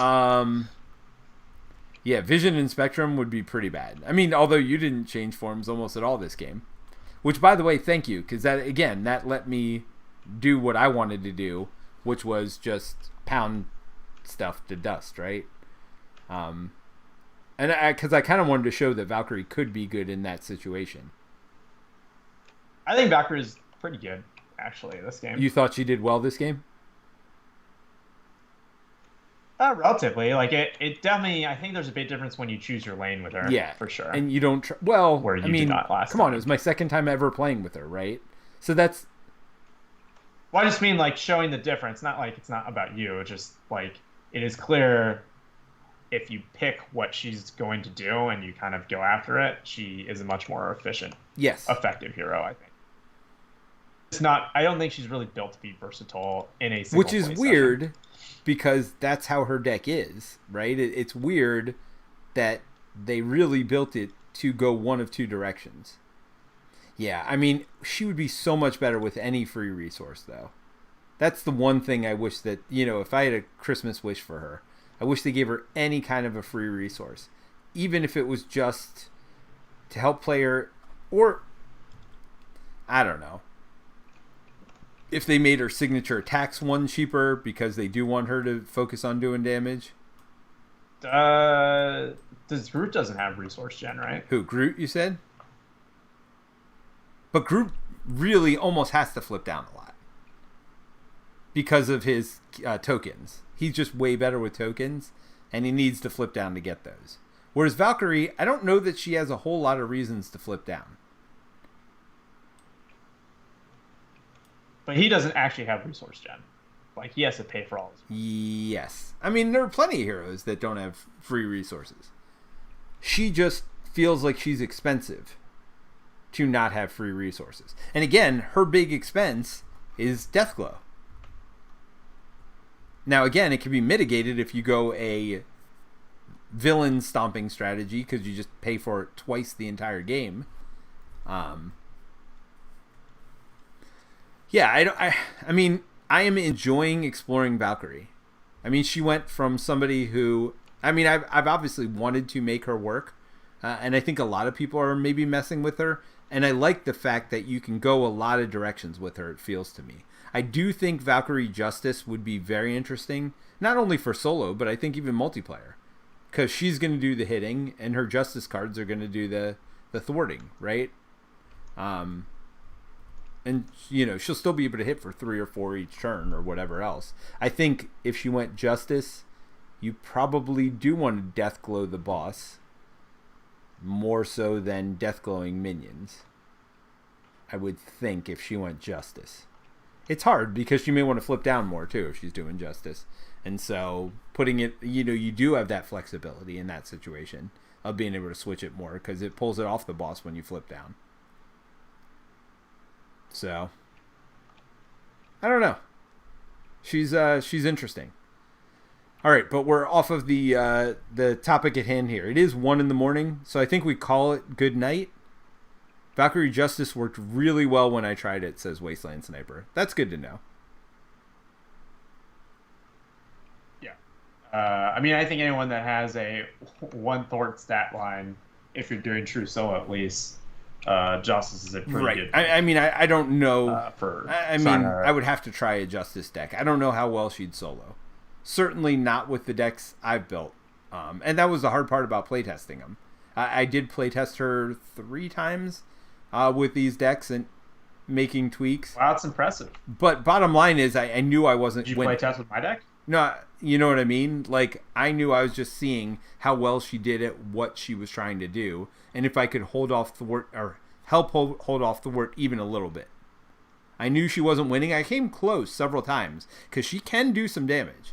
I mean, that's the thing. With this setup, she can definitely get to the point where she could do some damage. I mean, I was definitely, with the follow-throughs, the mean swings, and double hand cannons, there were definitely turns where I could close to one-shot the boss.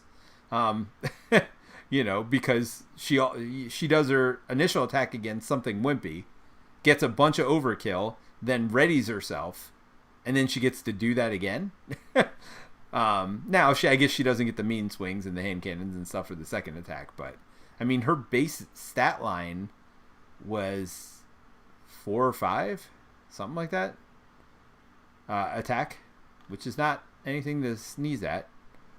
Between the sword, combat training, that's 4, yeah. And then if you put Deathglow on, it would be 5. So. All right, I think we're going to have to postpone our discussion, though, about the whole set overall. So that's probably be in 2 weeks, because next week we're doing Lord of the Rings, right? Yeah.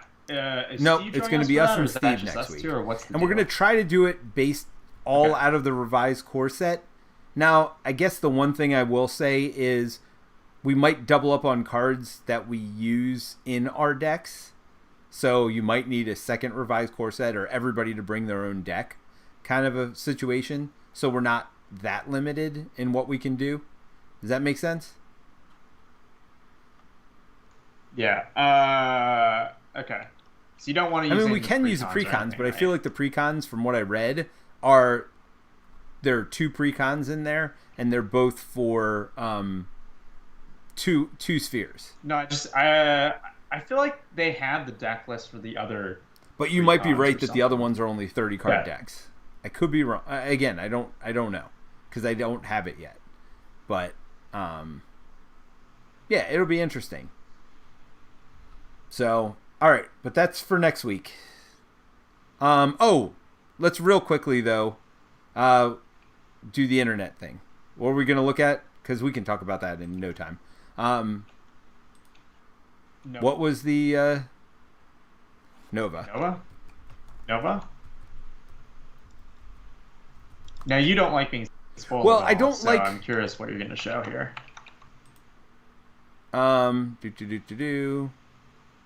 So sorry. What Fantasy Flight Games?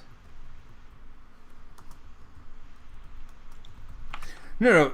So I don't like seeing what's in the deck. I like being not spoiled about what's in the deck. But you guys were talking about something different here.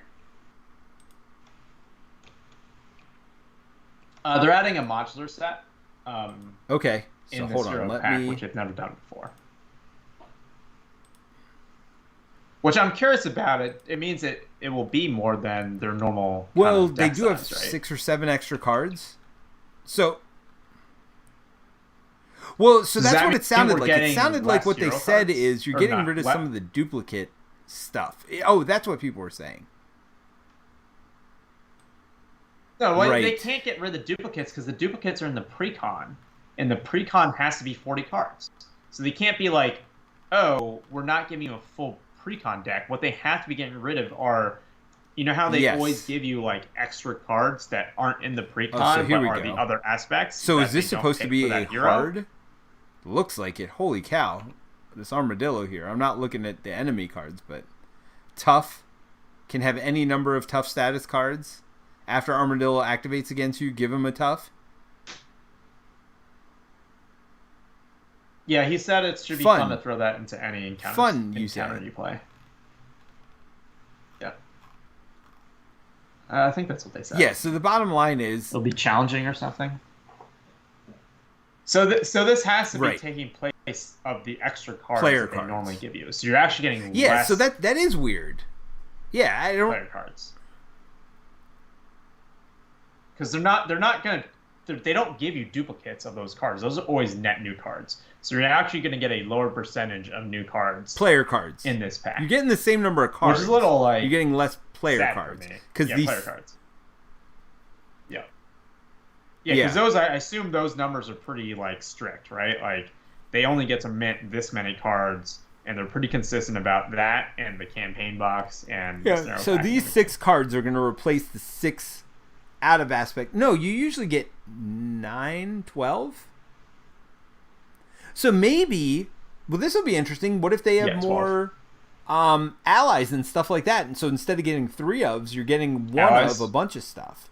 Or, you know, other 1 of cards. Maybe that's what it was. Maybe that's why they made this choice, is they're giving you more 1 of stuff in this deck.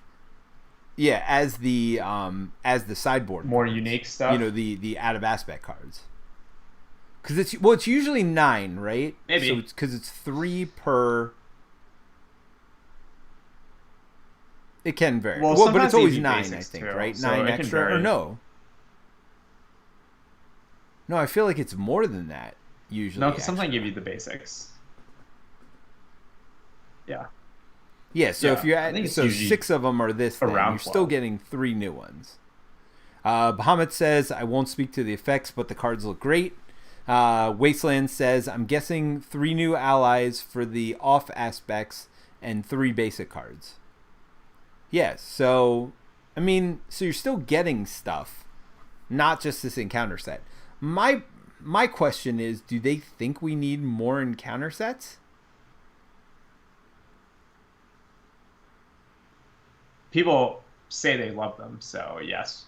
I mean, that was kind of the design decision behind Hood. Was the original concept wasn't the Hood. The original concept was they wanted to build. So, you know, like they wanted to build a bunch of modulars to give out to players.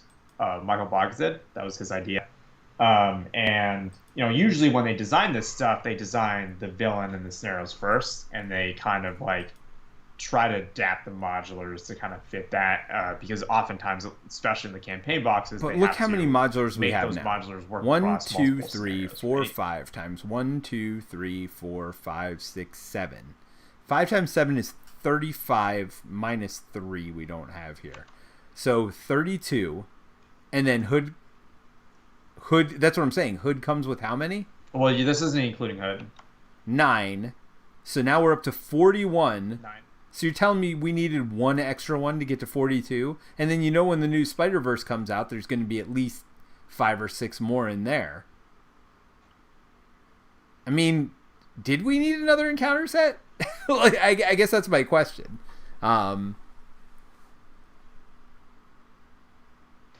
It's just well, the way when facing the into same game, villains. right? I mean, I guess the other question is, do we need 6 more hero cards? There is that as well. Bahamut says, I think we need more modulars. I feel like this is the thing you sign up for when you buy an LCG, right? You need more of everything. Do you need more? I'm just to the point where I'm looking at my box, and I actually have it right here. So this is just my villain box right now with all the modulars in it and the bad stuff. And it's like, how do you pick? Like, so when you're playing physical, how do you pick which encounter? So we got all these modulars here.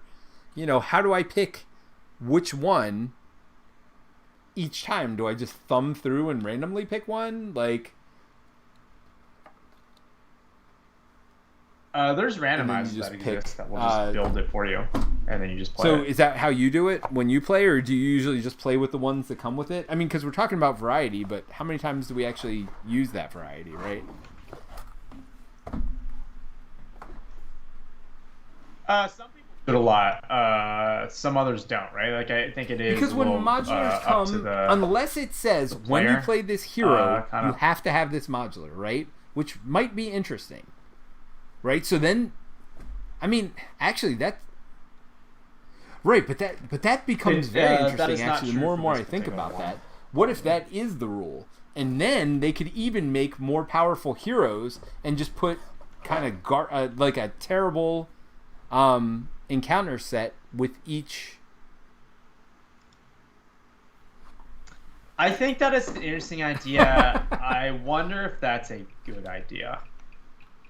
If it's abused a lot, because so I guess I'm not 100% positive on this, but just from my experience from playing the Star Wars LCG, they did the pod design, right? And so this isn't 100% analogous, but they did the pod design, and I think they got a lot better at their pod design right. the longer the game went, which makes sense. You get more experience out of it.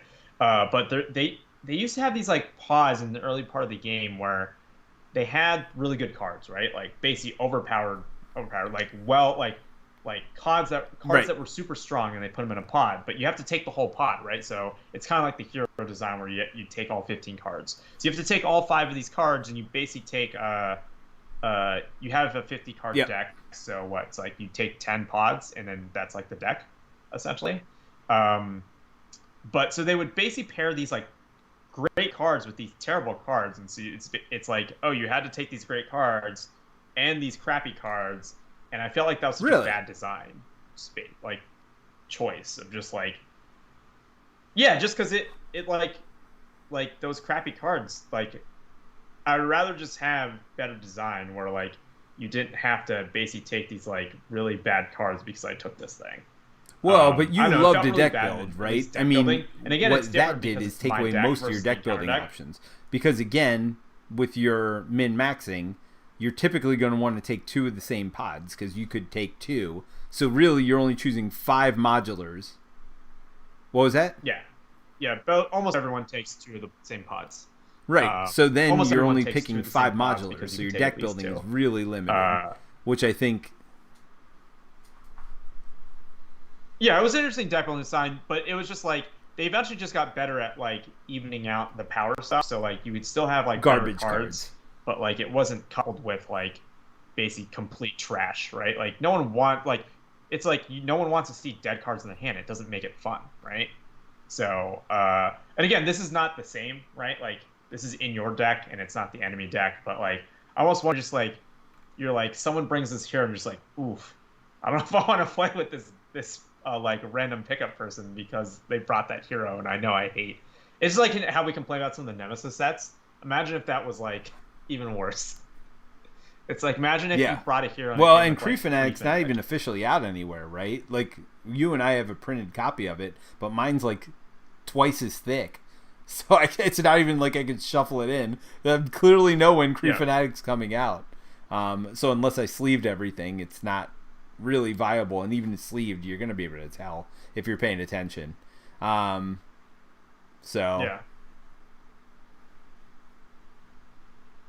like instead of 1 Shadows of the Past, you have like 6 of them in there because you really hate that modular, right? Well, yes, I don't know. Like it could be great. Like like it could be a really fun design. I'm just on the surface, maybe not sold on. By the way, idea, anybody who's watching the stream and saw me just twitch, it's because I thought my Marvel Champions box was falling off the edge of the table, so I kind of freaked out. But it's how you see things in your periphery sometimes. So I like totally freaked out because I thought all my cards were gonna fall all over the floor, and I was gonna spend the next 2 days picking them up.